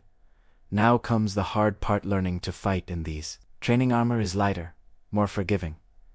This is real bronze, real weight. You will drill until moving in full panoply is as natural as breathing. Until then, you are more danger to yourself than any enemy. The drilling begins immediately. You practice the basic stance: left foot forward, shield raised to cover from chin to knee, spear held overhand, ready to thrust downward over the shield rim. The position must be maintained for hours, until your legs shake and your shield arm burns. Any wavering earns correction from the veteran warriors who supervise. You learn to march in formation while fully armed. The phalanx moves as one organism, maintaining precise spacing even over rough ground. Too close, and you interfere with your neighbor's weapon work. Too far apart, and gaps open that enemies can exploit. The distance must be exact, close enough that shields overlap, far enough that spears can thrust freely. The weight of the equipment becomes apparent during long march. What felt manageable in the temple grows increasingly burdensome as hours pass. Your shoulders ache from the bronze. Your shield arm trembles. Sweat pours down inside your helmet where you cannot wipe it away. But complaining is unthinkable. You are Spartan. You endure. Water discipline is critical. You are allowed to drink only at designated times, teaching you to function through thirst. In battle, you may spend hours in full sun, enclosed in bronze that becomes an oven, unable to drink until victory or death releases you. Your body must learn to conserve its resources, to continue fighting even as dehydration clouds your mind. The shield work becomes second nature through endless repetition. You learn to use its rim as a weapon, slamming it into enemies' faces, crushing throats, breaking bones. You practiced a shield bash, driving forward with your entire body weight behind the bronze face, creating the isthmus push that breaks enemy formations. Your left arm develops massive strength from hours of holding the 20-pound shield in position. Spear technique evolves from basic thrusts to more sophisticated applications. You learn to feint, drawing enemy shields out of position before striking at the exposed areas. You practice striking at different levels: high to the throat, middle to the chest, low to the groin and thighs. You learn to withdraw your spear quickly after a kill, as a stuck weapon leaves you vulnerable. The philosophy of hoplite warfare is drilled into you alongside the physical techniques. The phalanx is supreme. Theopompus lectures during one session. Individual heroics are for Homeric myths. We do not seek personal glory, but collective victory. The man who breaks formation to pursue an enemy, even successfully, weakens the line and endangers his brothers. Discipline overcomes courage.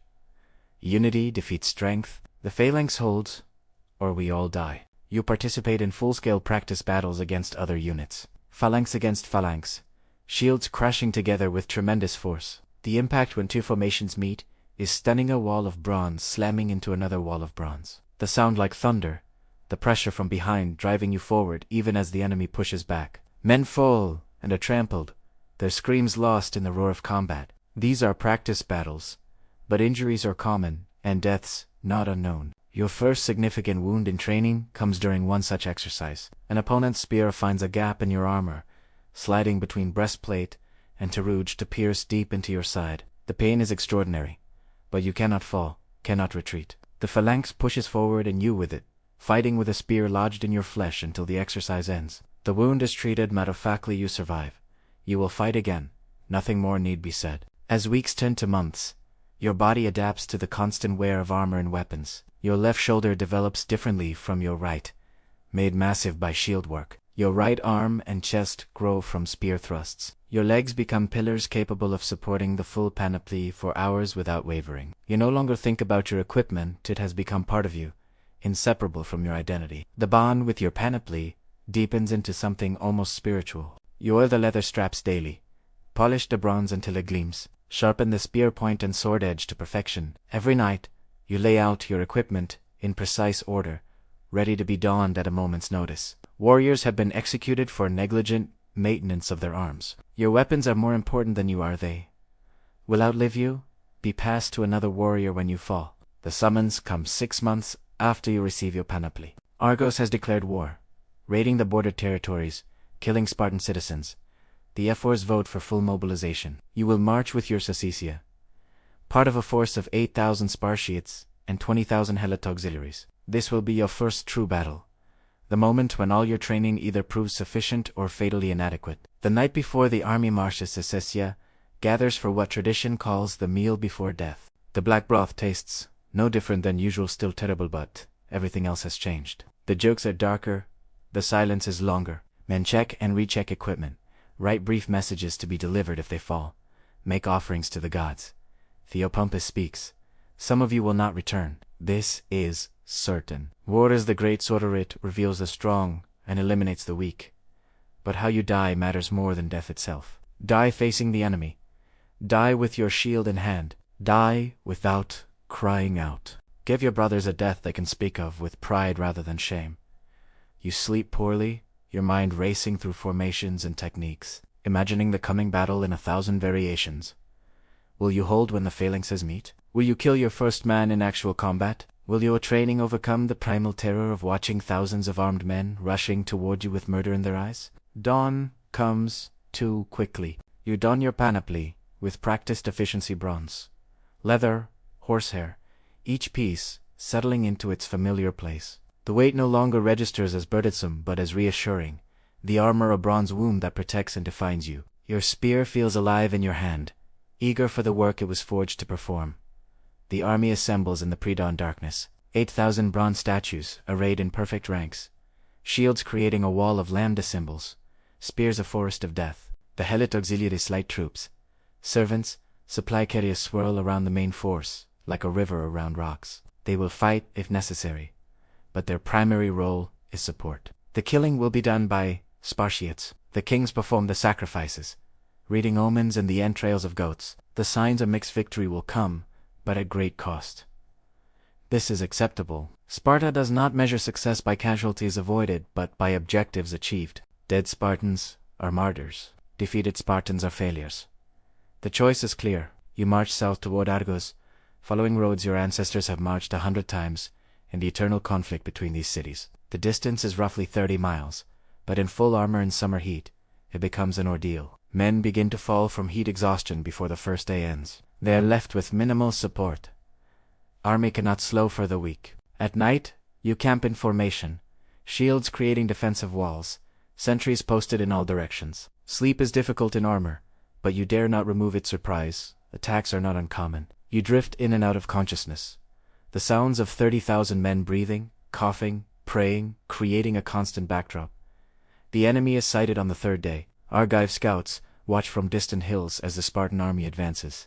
Their main force is gathering at Sapea, near the border, choosing defensive ground with hills at their back and a river protecting one flank. The position is strong attack in uphill, against a prepared enemy, will be costly.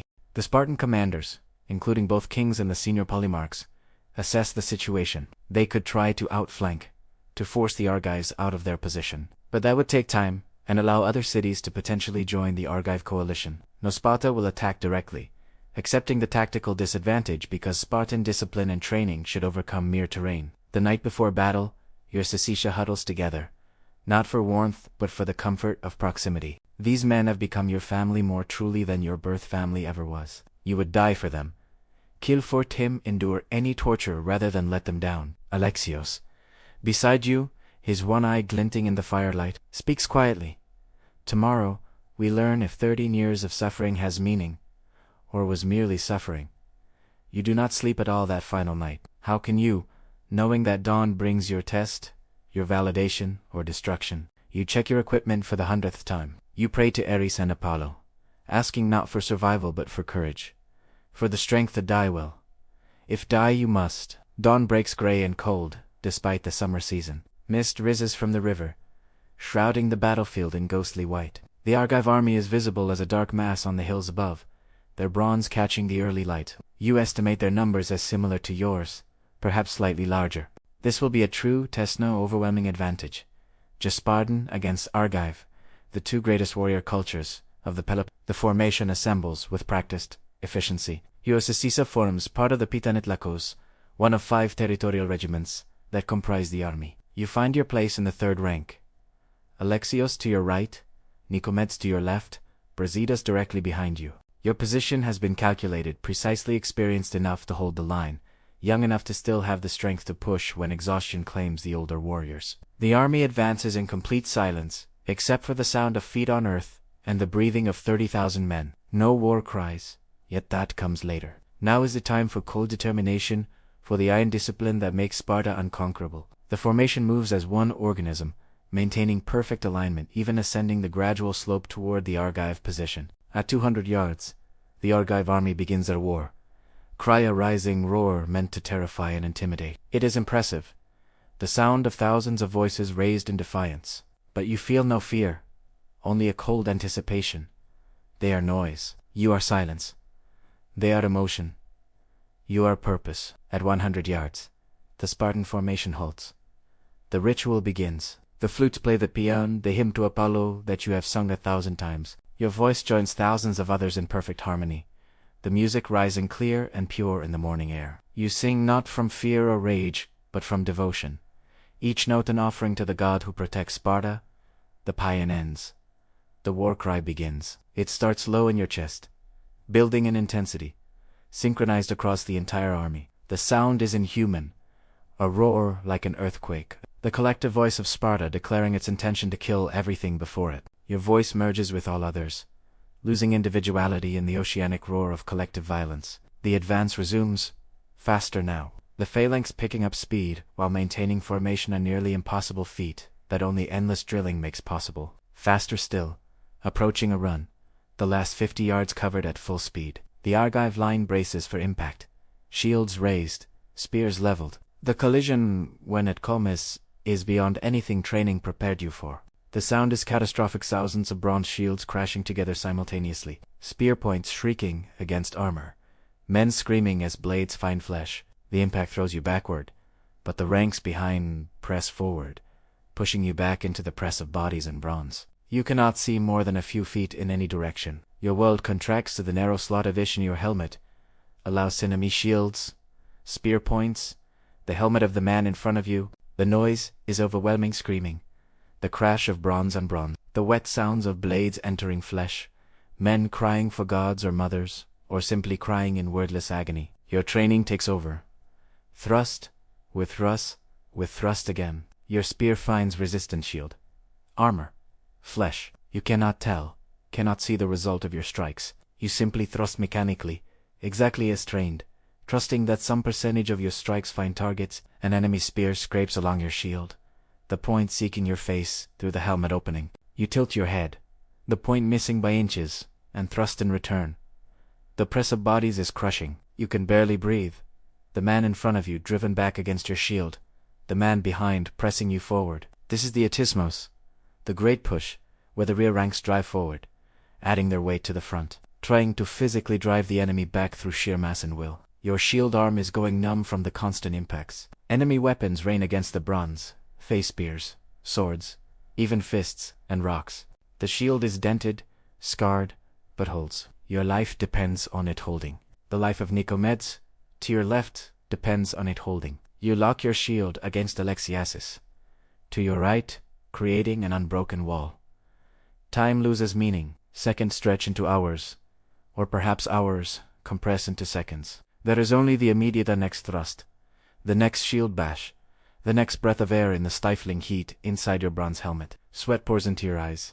You cannot wipe it away. Blood yours, or others, you cannot tell, makes your hands slippery on spear and shield. The man in front of you falls, an Argive spear finding his throat through a gap in his armor. He drops without sound, and suddenly you are in the front rank, face to face with the enemy. An Argive hoplite stares at you through his helmet, his eyes wide with fear or rage. You thrust, he parries. He thrusts. You catch it on your shield, you thrust again, and this time your spear point finds flesh, sliding under his shield to puncture his thigh. He screams a sound of pure agony that cuts through the battle. Noizan falls backward, but there is no time to confirm the kill. Another warrior takes his place immediately, and the mechanical dance of thrust and parry resumes. Your arms are burning, your lungs gasping for air in the suffocating heat, but you continue. To stop is to die, to retreat is to break the formation and kill your brothers. Beside you, Nicomedes takes a spear to the face. You see it happen in peripheral vision to point, entering through the helmet's eye slot, emerging from the back in a spray of blood and brain matter. He drops instantly, dead before he hits the ground. But you cannot mourn, cannot even acknowledge his death. You adjust your position to cover the gap, shield overlapping with the next man in line, maintaining the integrity of the formation. The phalanx grinds forward, step by agonizing step. The Argives are giving ground slowly, fighting hard, but Spartan discipline is prevailing. Your formation never wavers, while there shows small gaps, hesitations, individual warriors breaking and being replaced. These small advantages accumulate. The enemy line begins to bow backward. Your spear shaft cracks, split by an enemy blade. The head is gone, leaving you with a useless stick. Without thought trading, replacing conscious decisio, drop the broken spear, draw your Xephos, and continue fighting. The short sword is perfect for this close work, stabbing through gaps in armor, finding the vulnerable areas at neck and armpit and groin. Your Kilamantroli certainly kill him, driving your blood up, under his breastplate, into his belly. His eyes meet yours, only inches away, as life leaves them. He is young, perhaps your age, his beard still sparse. In another life, you might have been friends, might have competed in athletic games, might have shared wine and conversation. In this life, his Micho blade has spoiled. The Ethismos intensifies. The rear ranks are pushing forward with all their strength, trying to break the enemy line completely. You are crushed between the man in front and Brasidas behind you. The pressure is so intense you can barely inflate your lungs. Your ribs creak. Your vision starts to narrow to a tunnel. But you push back, adding your strength to the collective force, and slowly, impossibly, the Argive line begins to crack. The break, when it comes, is sudden. The Argive formation simply collapses, cohesion failing, individual warriors turning to flee. The Spartan phalanx surges forward into the gap. An organized battle becomes slaughter. Fleeing men are cut down from behind, the most shameful death possible. They die with wounds in their backs, proof of their cowardice carved into their flesh. The pursuit lasts for hours. The Spartan line breaks into smaller groups, hunting down fleeing Argives, killing them in ones and twos and tens. You participate mechanically, your sword rising and falling, ending lives with surgical precision. These are not glorious kills, these are men running for their lives, throwing away shields and weapons, begging for mercy that will not be granted. By noon, it is over. The field is carpeted with bodies, Argive mostly, but Spartan too. The ground is mud, though no rain has fallen. It is blood that has turned earth to sludge. The smell is overwhelming, opened bowels, spilled blood, voided bladders, the coppery stench of death and summer heat. You stand in the carnage, breathing hard, your entire body shaking with exhaustion and spent adrenaline. Your panoply is covered in blood. Some of it Yurzu have wounds you did not notice in the battle. As heat, a deep cut on your arm, a puncture in your thigh, various scrapes and bruises that will reveal themselves later. But you are alive. You fought in the phalanx, and survived. Around you, warriors count their dead. Your Sisisha has lost 4 men, including Nick. The young thinker who saw Pata as others missed, now lies in the mud, with half his face destroyed. You should feel something: grief, anger, something, but you feel only hollow, drained, as if the battle has emptied you of everything except exhaustion. The Helot auxiliaries move through the field, stripping the dead of armor and valuables. Enemy corpses are left where they fell. Their argives can retrieve them if they wish, paying ransom for the privilege. Spartan dead are gathered with reverence, their shields and spears placed beside them, their bodies prepared for honorable burial. That night, the army camps on the battlefield. You cannot eat, though food is distributed. The smell of death permeates everything, makes consumption impossible. You try to clean your equipment but give up. The blood is too thick, too widespread. You will deal with it tomorrow. Tonight, you can only sit and stare at nothing, your mind replaying moments from the battle in random order. Alexios sits beside you, his single eye reflecting firelight. "We survived," he says simply. "We survived," you repeat. But you are not sure what has survived. The boy who entered the Agoge at 7. He died years ago. The young man who received his panoply died today, killed by his first real battle. What remains is something else, a weapon that happens to look like a man. An instrument of state violence, wrapped in human skin. Theopompus makes his rounds, checking on his Sycesia members. He stops before you, studies you for a moment, then speaks. Your first battle is behind you. You did not break. You held the line. Men died beside you, and you continued fighting. This is what we are, survivors who step over the fallen and keep killing. Welcome to your life, Spartiate. He moves on, and you understand his meaning. This is your life now, for however long it lasts. Battle after battle, year after year.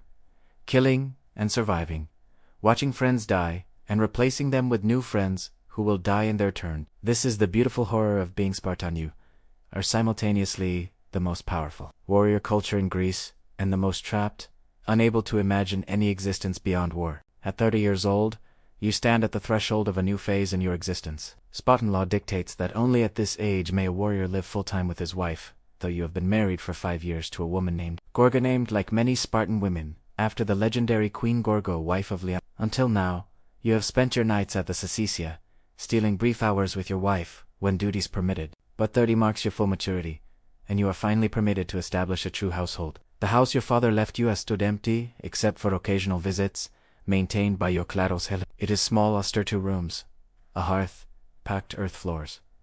By Athenian standards, it is pobert. By Spartan standards, it is exactly what it should be, shelter, and nothing more. Excessive comfort weakens the warrior spirit. Gorgo is waiting when you arrive with your few possessions: armor, weapons, a spare cloak, nothing else. She is 30 as well, though Spartan women age differently than women in other cities. Where Athenian women are sequestered and sheltered, Spartan women exercise, train, participate in public life. Gorgo is lean and strong, her arms muscled from wrestling and javelin throwing, her face weathered by sun and wind. She is beautiful in the Spartan wahard, competent, unadorned. She does not embrace you, nor you her. Spartans do not show emotion publicly. Instead, she nods formally. "Husband, your house is ready." "Wife," you respond, equally formal. "I come, as the law permits." The awkwardness of this domestic arrangement immediately becomes apparent. You have spent 23 years in military environments, first the Agoge, then barracks life, then constant campaigns. Your entire existence has been structured around warfare, masculine violence, the rigid hierarchy of military discipline. Now you are supposed to be a husband, a partner in household management, eventually a father. These roles feel alien, uncomfortable, like armor that does not quite fit. That first night, you sit across from Gorgo at the simple wooden table, sharing the evening meal she has prepared. The food is basic barley bread, olives, cheese, water. Luxuries are forbidden in Sparta, but even if they were not, neither of you would know what to do with them. You have been trained to need nothing beyond necessities. "You were at Mantinea," she says, referencing your most recent campaign. It is not a question but a statement. Spartan women know where their men are, which battles they fight. "Yes." The report said 200 Spartiates fell. 187, you correct. Precision matters. Each of those deaths has meaning, each name carved into stone. She nods, asks no more. She knows you will not speak of it, cannot speak of it. The things you have done, the men you have killed, the friends who have died beside you, these are not subjects for domestic conversation. A vast silence exists between what you experience and what can be spoken. The physical relationship between husband and wife in Sparta is as practical and unemotional as everything else. There is no romance, no seduction. You capo efficiently, mechanically, performing a duty to the state. The purpose is production of children who will enter the Agoge and continue Sparta's dominance. Pleasure, if it occurs, is incidental. Yet over time something unexpected develops. Not love. Exactly, Spartans are not trained for love, but a kind of partnership, a mutual respect between two people equally dedicated to Sparta's survival. Gorgo manages the household, oversees the helots, maintains the property. You provide protection and your military pay. Together, you form a functional unit, each part serving its purpose. Gorgo herself is a product of Spartan education at the Agoge, which is only for boys, but its equivalent for girls. She was trained from childhood in wrestling, running, javelin, throwing, preparing her body to produce strong children. But more than physical training, she received the same ideological indoctrination. Sparta, above all. Duty over comfort, death before dishonor. One evening, perhaps 3 months into your domestic life, she speaks more openly than usual. Do you ever wonder what it would be like to live as they do in Athens or Corinth? To have luxury, comfort, choice? The question is dangerous, borderline treasonous. To question the Spartan way is to question everything. But you consider carefully before answering. I wonder. But wondering and wanting are different. We are what we are. To wish otherwise is to wish ourselves out of existence. She nods slowly. I gave birth to a son while you were at Ment. He failed the inspection. They took him to a patatai. The words hit like a physical blow. You have a son, had a son who died before you even knew he existed. The rejection must have happened months ago, but only now does she mention it. Your first impulse is rage. Why did she not tell you? Your second is understanding. What could you have done? The law is absolute. A malformed child cannot become a Spartan warrior, therefore cannot live. What was wrong with him, you ask, keeping your voice level despite the turmoil inside. His foot twisted inward. The Jerusya said he could never hold phalanx formation. Her voice is completely flat, emotionless, but you see her hands trembling slightly as they grip the table edge. I held him for 2 hours before they came. Then I gave him up. You should say something, offer comfort, but you have no words. How do you comfort someone when the system that destroyed her child is the same system you both serve, believe in, enforce? The logic is inescapable. Sparta needs perfect warriors. Imperfection cannot be tolerated, therefore the child had to die. Understanding this, intellectually, does not prevent the hollow ache in your chest, the sense that something precious has been destroyed that cannot be recovered. We will try again, you finally say. The next child will pass. Yes, she agrees. The next child will pass, te muspas. We will make them pass. Her words carry a fierce determination that borders on desperation. This is what Sparta does to its people: takes the most natural human desire, to protect one's children, and twists it into determination to produce children strong enough to survive the system that will abuse them. Life settles into a routine. You wake before dawn, don training armor, and spend the morning drilling with your sister. The phalanx must practice consenti formation work, weaponry, maintaining the reflexes that keep you alive in battle. You return home midday for the main meal, then spend afternoons on household business, managing the kleros, dealing with helots, maintaining equipment. Evenings belong to the Sacicia. You cannot escape this. Even living at home, every Spartiate must dine at his mess, sharing food, maintaining bonds. Your absence would mark you as separate, weakening the unit cohesion that makes the phalanx invincible. So you leave Gorgo each evening, walking to the common hall, where your 15 brothers wait. The Sacicia meals are strange affairs, communal eating of deliberately terrible food designed to remind you that comfort is weakness. The black broth still tastes like liquid misery, but you force it down while discussing tactics, telling war stories, preparing mentally for the next campaign. These men are your true family, bound by shared violence and suffering that no domestic relationship can match. It is during one such meal that word comes. Persia is invading. Xerxes, the great king, has assembled an army of unprecedented size. Reports suggest hundreds of thousands, though this seems impossible. They have crossed the Hellespont, descended through Thrace and Macedonia, and are approaching Thermopylae, the narrow pass that guards the route to southern Greece. The ephors call an emergency assembly. All Spartiates gather in the theater to hear the news and vote on response. The situation is dire. Most of Greece is celebrating the Olympic Games, making military action technically forbidden by sacred law. But if Persia has not stopped at Thermopylae, They will pour into central Greece, destroying Athens, Thebes, Corinth, eventually reaching Sparta itself. King Leonidas, descended from Heracles, addresses the assembly. He is in his 50s, scarred and grizzled, respected by all for his tactical genius and personal courage. The law forbids war during the Olympics, he says, his voice carrying clearly through the theater. But the Persians do not honor Greek law. If we wait for the games to end, we wait too long. I propose we send a force to Thermopylae, immediately, not the full army, which would violate sacred law, but an advance guard. 300 men, just 300, to buy time until the main force can march. The debate is brief. Everyone understands the stakes. If Thermopylae falls quickly, Persia rolls south unopposed. If it can be held even briefly, the rest of Greece gains time to mobilize. The vote is unanimous. Send the 300. Leonidas begins selecting his force. He does not call for volunteers, he chooses. His criteria are specific.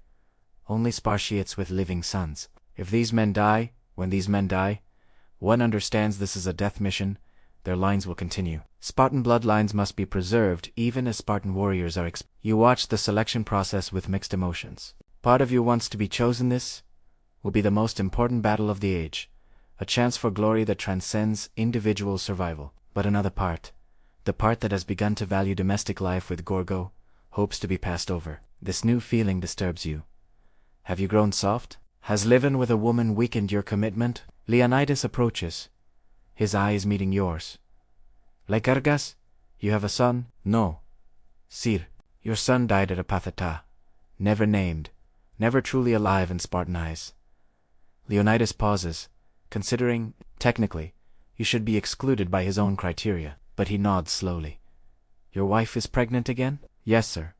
You did not know this consciously, but as soon as he asks, you realize it is true. The signs have been there. Then you have a potential son. That is sufficient. You are selected. Report tomorrow at dawn with full panoply and rations for 3 days. He moves on before you can respond. You have been chosen. You will march to Thermopylae with the 300. The odds of survival are essentially zero, but this matters less than the purpose. Greece must be defended. Sparta must show its worth. Your individual life is a small price for such grand purposes. That night, you return home to tell Gorgo. She receives the news without visible emotion, though her hand moves unconsciously to her belly, protecting the life growing there. When do you leave? Dawn, she nods. I will prepare your things. You watch her move through the small house, gathering your equipment, checking each piece with practiced efficiency. She knows every strap and buckle, every dent in your armor, every chip in your shield. She has cleaned blood from this bronze, mended these leather straps, sharpened this sword. Your panoply is as familiar to her as her own body. When everything is ready, laid out with military precision, she finally speaks again. The stories say all 300 will die. That Thermopylae is a death trap. That Leonidas is leading you to certain destruction. The stories are probably true. Do you want to die? She asks. And for the first time, you hear something in her voice, not quite emotion, but a crack in the stoic facade. A hint that beneath the Spartan conditioning, there might still be a human being capable of caring. You consider the question seriously. Do you want to die? The answer is complex. You have been trained your entire life that death in battle is the highest honor, that to fall facing the enemy is beautiful and glorious. You believe this, have internalized it completely. But sitting here in your small house, looking at your wife who carries your potential son, some small part of you, a part you have tried to kill, but which stubbornly survives once alive, to see your child, to experience whatever future might exist beyond tomorrow's dawn. I want to die well, you finally answer. To serve Sparta faithfully. If that means death at Thermopylae, then that death will have more meaning than years of survival. She walks to the wall where your shield hangs and takes it down. The bronze is polished to mere brightness, the lambda of Lacedaemon, clear and proud. She hands it to you, her eyes meeting yours, and speaks the legendary words every Spartan wife says to her warrior, either with it or on it. Return carrying your shield in victory, or return carried dead upon it. There is no third option, no surrender, no retreat, no abandonment of your shield. You stand at the threshold of your small house, fully armed, the weight of your panoply familiar and reassuring. Gorgo hands you your shield, her fingers lingering for just a moment on the bronze rim. Her eyes meet yours, and in that brief connection, You see everything that cannot be spoken: fear, pride, resignation, love perhaps, though neither of you has ever used that word. She says, either with it or on it. You nod once, turn, and walk away. You do not look back.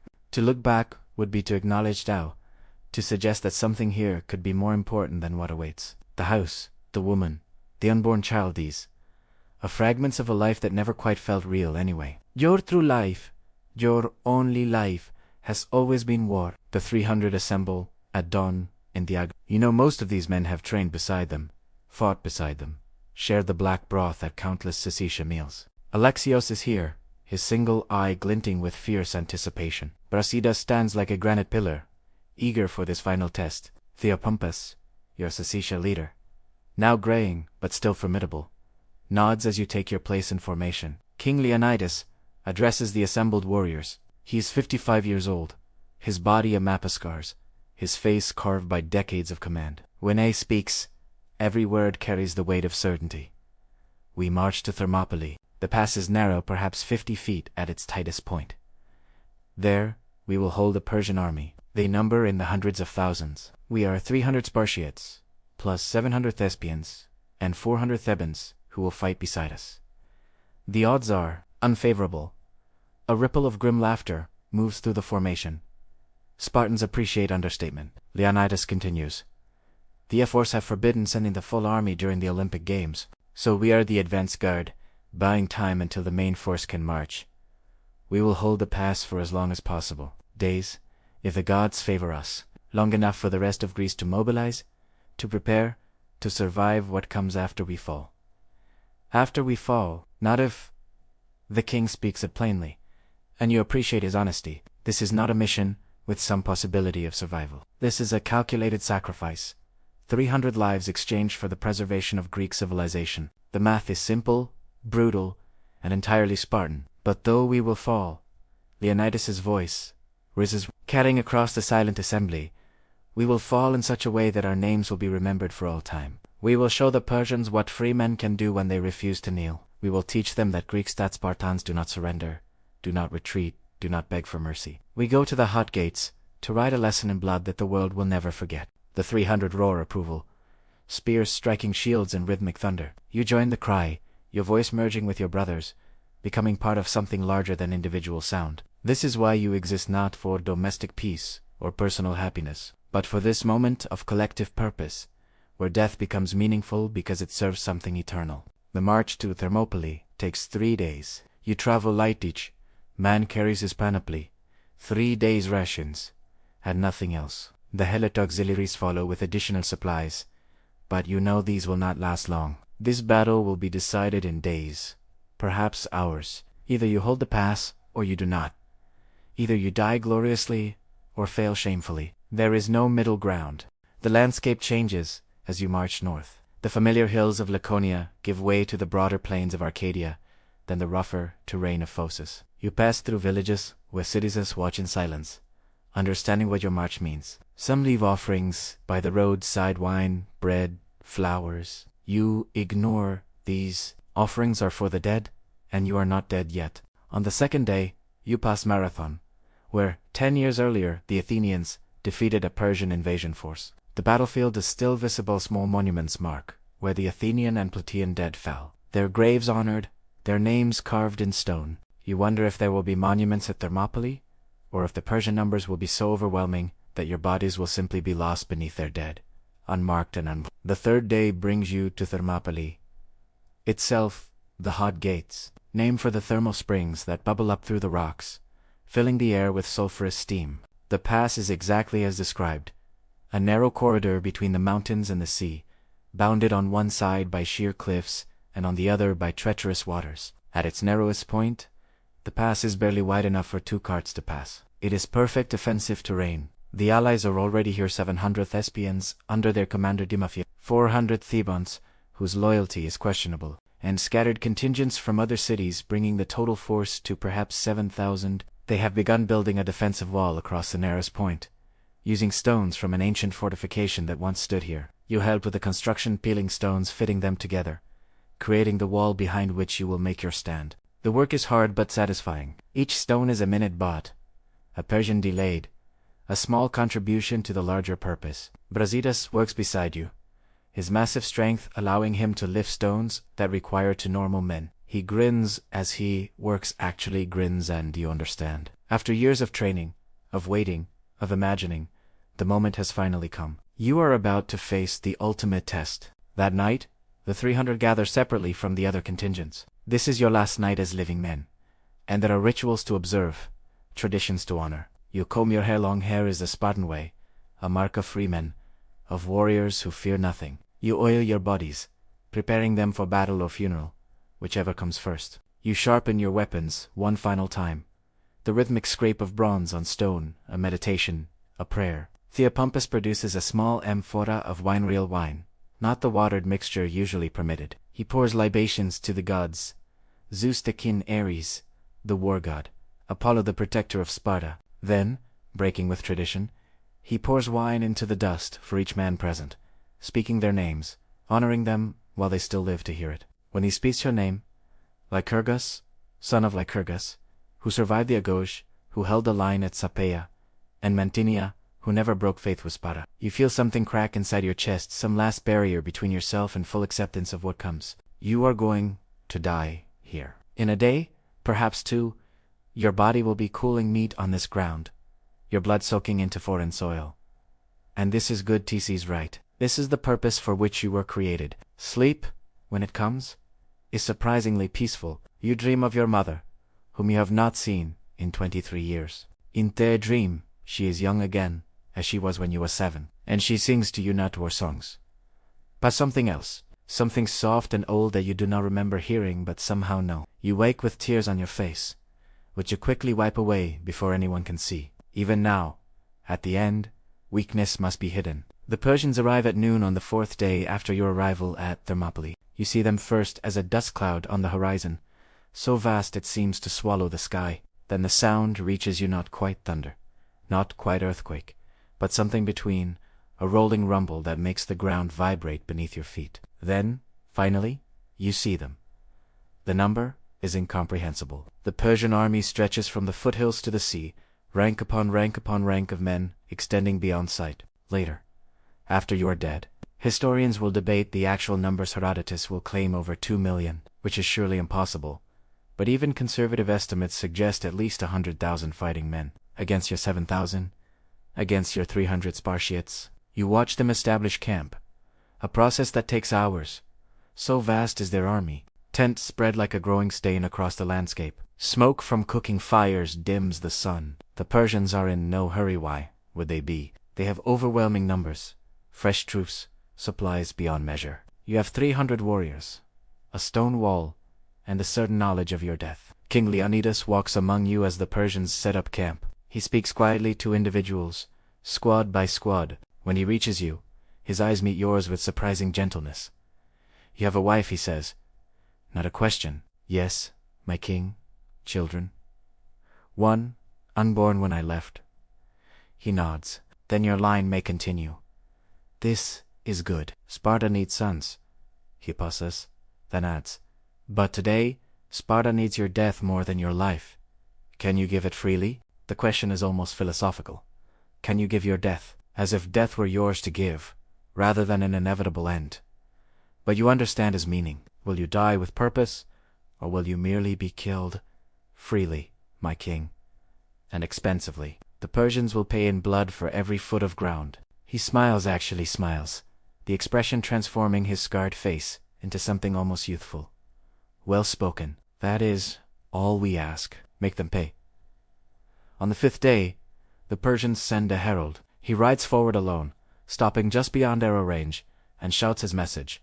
King Xerxes, great king, king of kings, king of Persia and Media, grants you one opportunity to surrender. Lay down your weapons and acknowledge his rule, and you will be permitted to return to your homes unharmed. Refuse, and you will be destroyed utterly.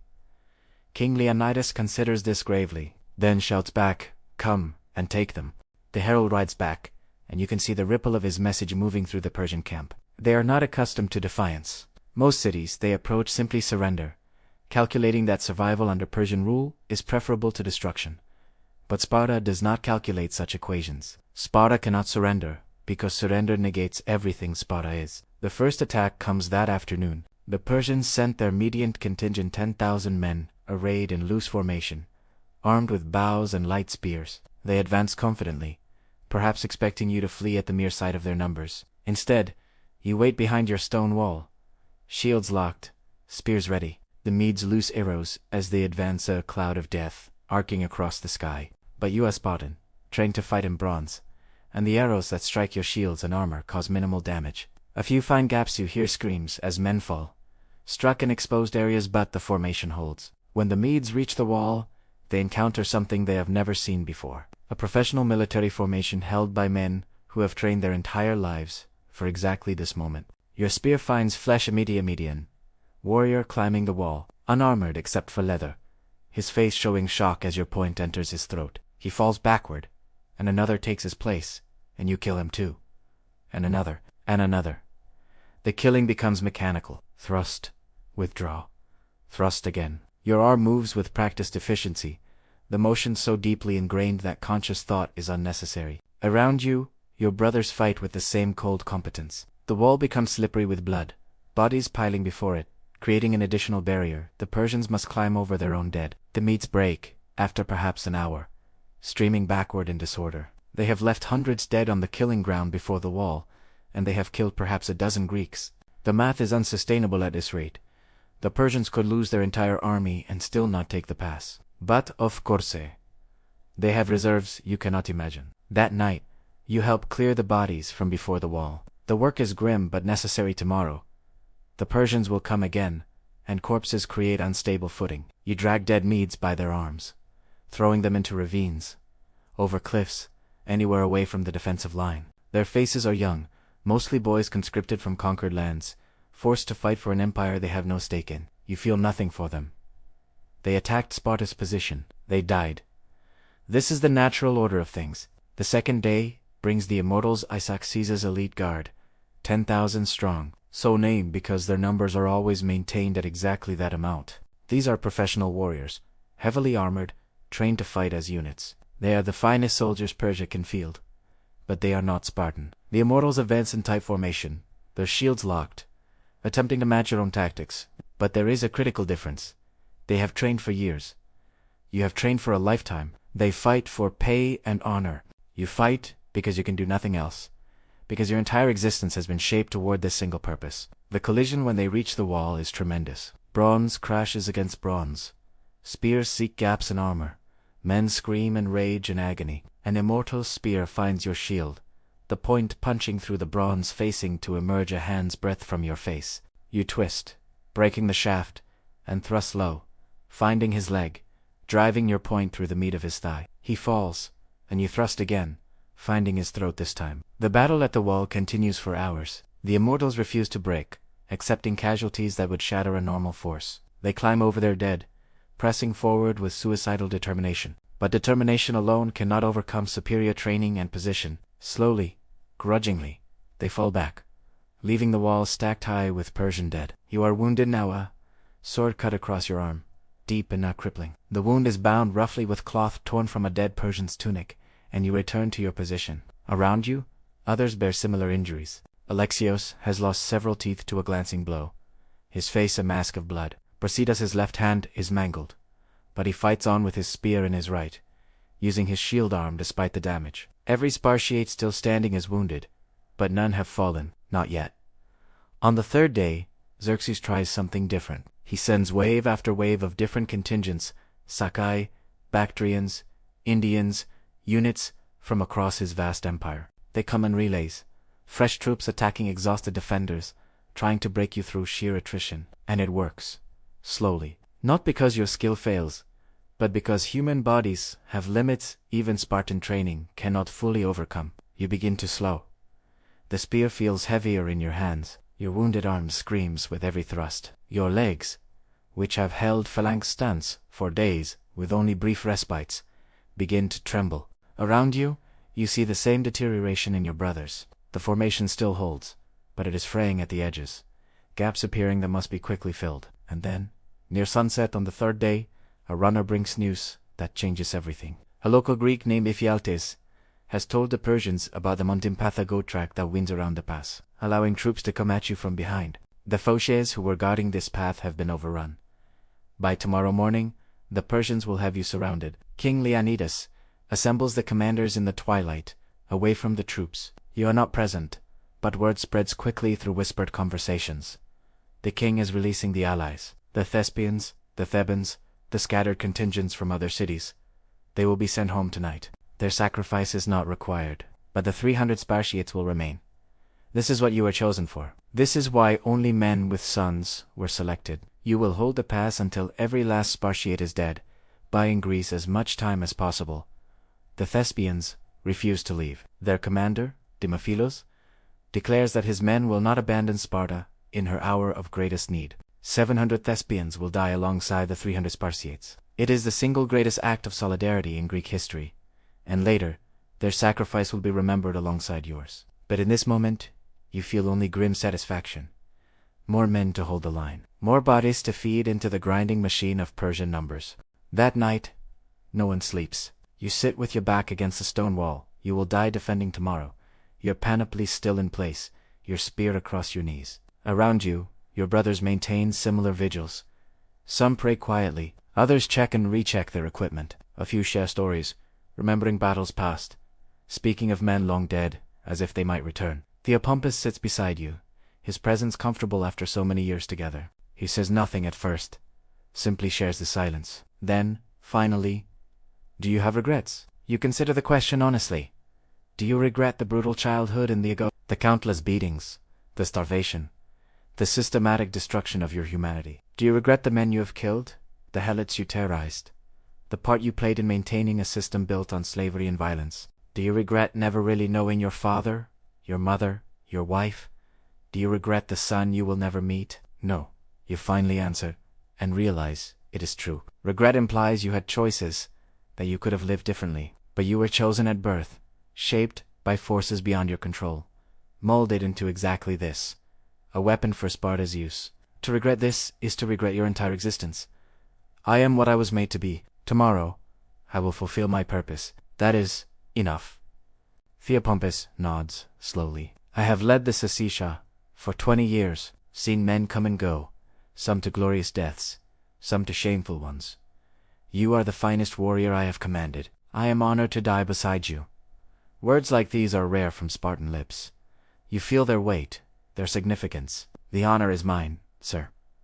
He grips your shoulder once, then rises and moves on to speak with other men. You are left alone with your thoughts, watching the stars wheel overhead in their eternal patterns, unchanged by the small drama of men dying in a narrow pass. Dawn comes gray and cold, mist rising from the sea to shroud the battlefield in ghostly white. You can hear the Persians before you can see them, the tramp of thousands of feet, the jingle of equipment, the low murmur of men preparing for battle. But something is different today. The sounds come from two directions, ahead and behind.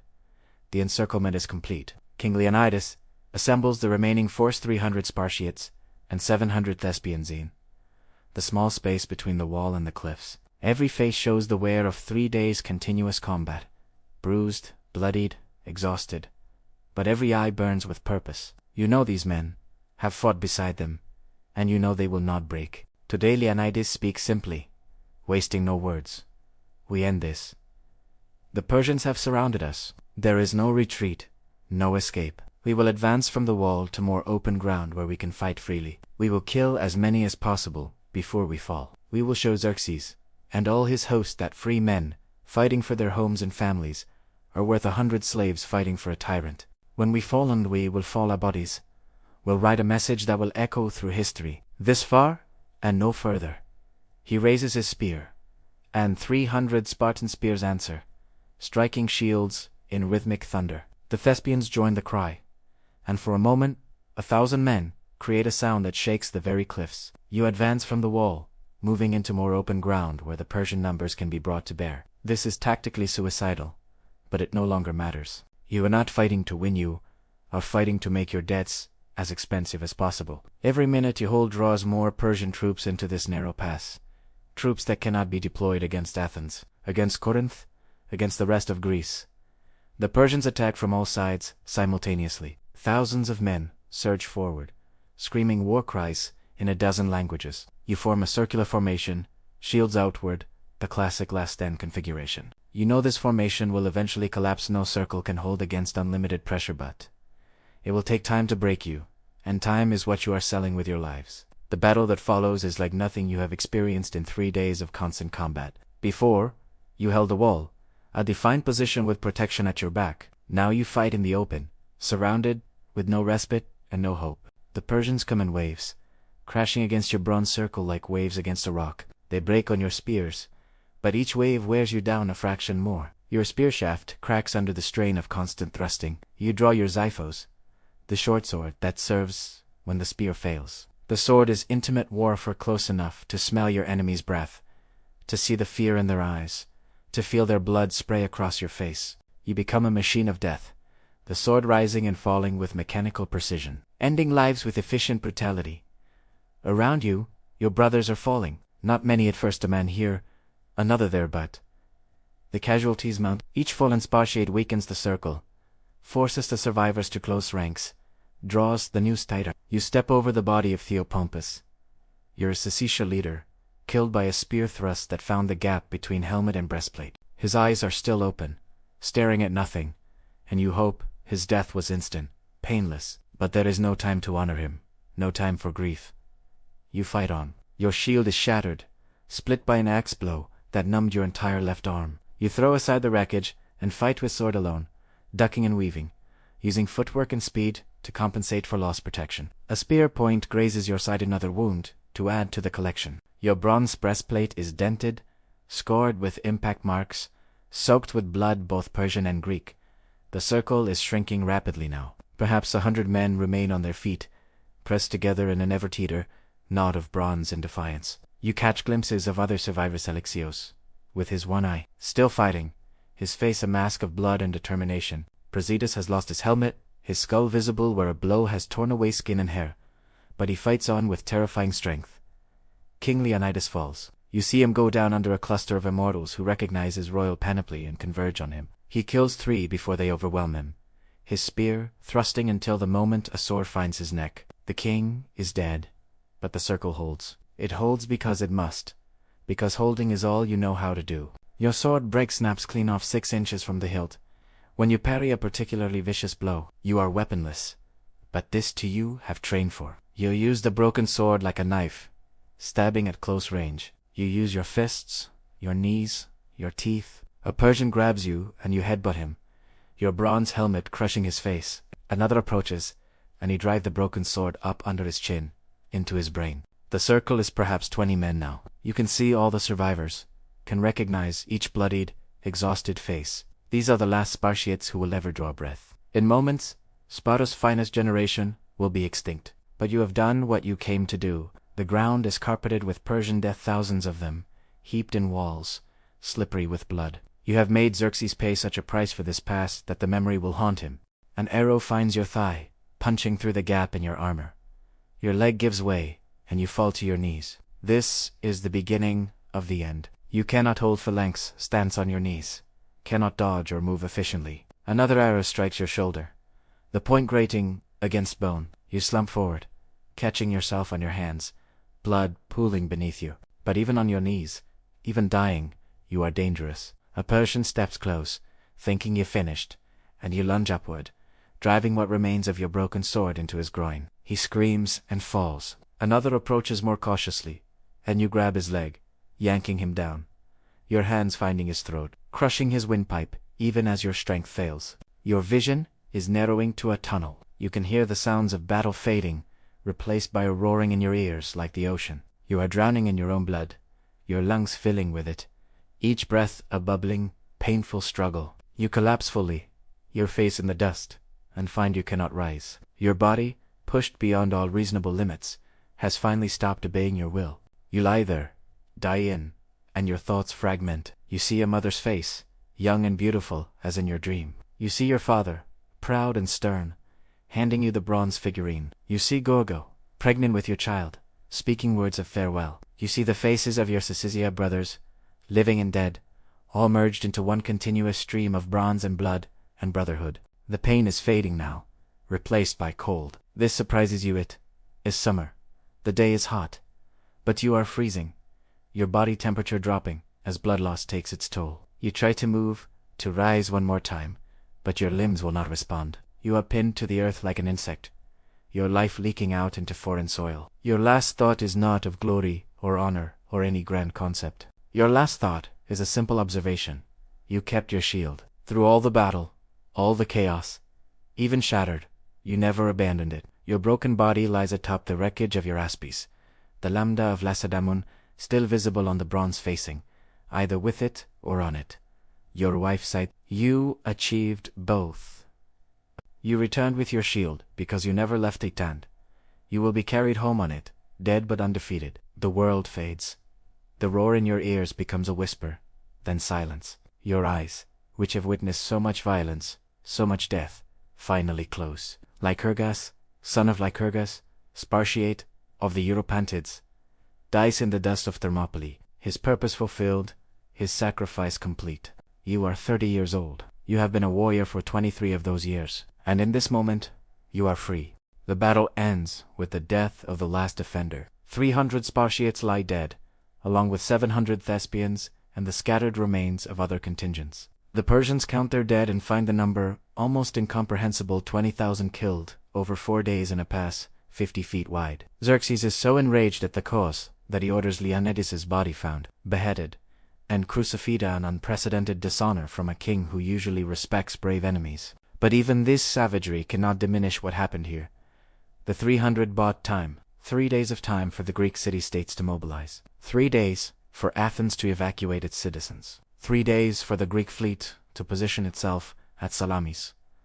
3 days that changed history. The Persians marched south, burning Athens, destroying everything in their path. But they are now wary, uncertain. If 300 Spartans could do this, what will thousands do? The psychological damage is irreparable. At Salamis, the Greek fleet destroys the Persian navy. At Plataea the following year, the full Spartan army, the same army that could not march during the Olympic Games, crushes the remaining Persian forces. Greece survives, and the story of the 300 echoes through time. Your name, Lycurgus, carved on the stone monument erected at Thermopylae, alongside the names of your 300 brothers. The inscription reads, "Go tell the Spartans, stranger passing by, that here obedient to their laws we lie. It is Sparta's greatest moment, the purest expression of what your society created, men willing, even eager, to die for a collective purpose." But as centuries pass, as Sparta itself eventually falls to time and conquest, the story takes on new meanings. Some see it as the triumph of freedom over tyranny, of the few against the many, of courage against impossible odds. Others see it as the tragic waste of 300 lives in service to a brutal system. Men sacrificed not for freedom but for the continuation of a society built on slavery and violence. The truth, perhaps, contains both interpretations. You were a weapon forged by a brutal system. You were dehumanized, traumatized, shaped into something barely recognizable as human. The Agoge broke you. The Cryptia darkened you. Constant warfare numbed you. You never had a chance to be anything except what Sparta made you. And yet, when the moment came, when everything you had endured was put to the ultimate test, you held the line. You stood with your brothers against an army that should have crushed you in minutes, and you held for 3 days. You bought time for Greece, for civilization, for the very concept that free men can choose death over subjugation. Your suffering had meaning. Your brutal education produced results. The machine worked exactly as designed. This is the terrible paradox at the heart of Sparta. It created the most effective warriors the world had ever seen by destroying the very humanity that makes warriors worth creating. It preserved Greek freedom through the most unfree society in Greece. It wrote epics of courage through systematic cruelty. It stands as both inspiration and warning proof of what humans can endure and achieve when pushed to absolute limits, and a cautionary tale about the price of such achievement. Your wife, Gorgo, received the news of your death without tears. She was Spartan too, trained like you to suppress emotion, to value duty over feeling. She bore Yasoni past the inspection, entered the Agoge, survived to become a Spartiate himself. He carried your name and your legacy, dying in his turn in some forgotten border skirmish against Argos. Your line continued for generations, each son entering the Agoge, each one shaped by the same brutal system. until finally Sparta itself fell and the line ended with the city that created it. 2,500 years later, your story is still told. Children learn of Thermopylae in schools across the world. Movies dramatize the 300. Books analyze the tactics, the culture, the meaning of your sacrifice. You have achieved a kind of immortality, your name preserved far longer than the city you died defending. But if you could know this, if some ghost of you could see how your story is remembered, what would you think? Would you feel vindicated, knowing your suffering had purpose? Would you feel regret at a life spent in service to a system so brutal? Would you even recognize the Lycurgus who died at Thermopylae as yourself? Or would he seem like a stranger, a weapon that once wore your face? Perhaps the answer is that you would feel nothing, because feeling was trained out of you, beaten out of you, starved and brutalized out of you, until all that remained was purpose. You were made into a perfect instrument of violence, and perfect instruments do not question, do not regret, do not wonder. They simply fulfill their function, and you fulfilled yours. Beautifully, terribly, completely. The Passa Thermopylae is peaceful now. The hot gates still flow with their sulphurous water. The narrow space where you fought is wider now, centuries of erosion and sediment having changed the geography. But the monument remains, bearing your name and the names of your brothers. Tourists visit, take photographs, try to imagine what happened here. They cannot imagine it. No one who has not endured what you endured, who has not been broken and rebuilt as you were, who has not stood in the phalanx, and felt the press of bodies, and tasted the copper temps of blood in the air. No one who has not lived your life can truly understand what you did here. But they, and in their trying, in their remembering, you achieved something the architects of Sparta never intended. You become not just a weapon, but a symbol. Not just a soldier, but a story. And stories, unlike weapons, cannot be controlled. They take on lives of their own, teaching lessons their subjects never meant to teach. Sparta is gone. Its brutal Agoge, its subjugated helots, its rigid hierarchy all dust now, scattered by the winds of history. But you remain, frozen forever, at 30 years old, bronze helmet gleaming, shield locked with your brothers, standing in the pass against impossible odds. You remain as proof of what humans can do, and as warning of what it costs. This is your legacy, Lycurgus. Son of Lycurgus, Spartiate of the Europe. You lived a life of suffering and discipline. You died a death of glory and purpose. You achieved exactly what you were created to achieve, and in achieving it, you revealed both the heights and the depths of human nature. Capacity for sacrifice and cruelty, our ability to endure and inflict suffering, our need for meaning, even at the cost of humanity.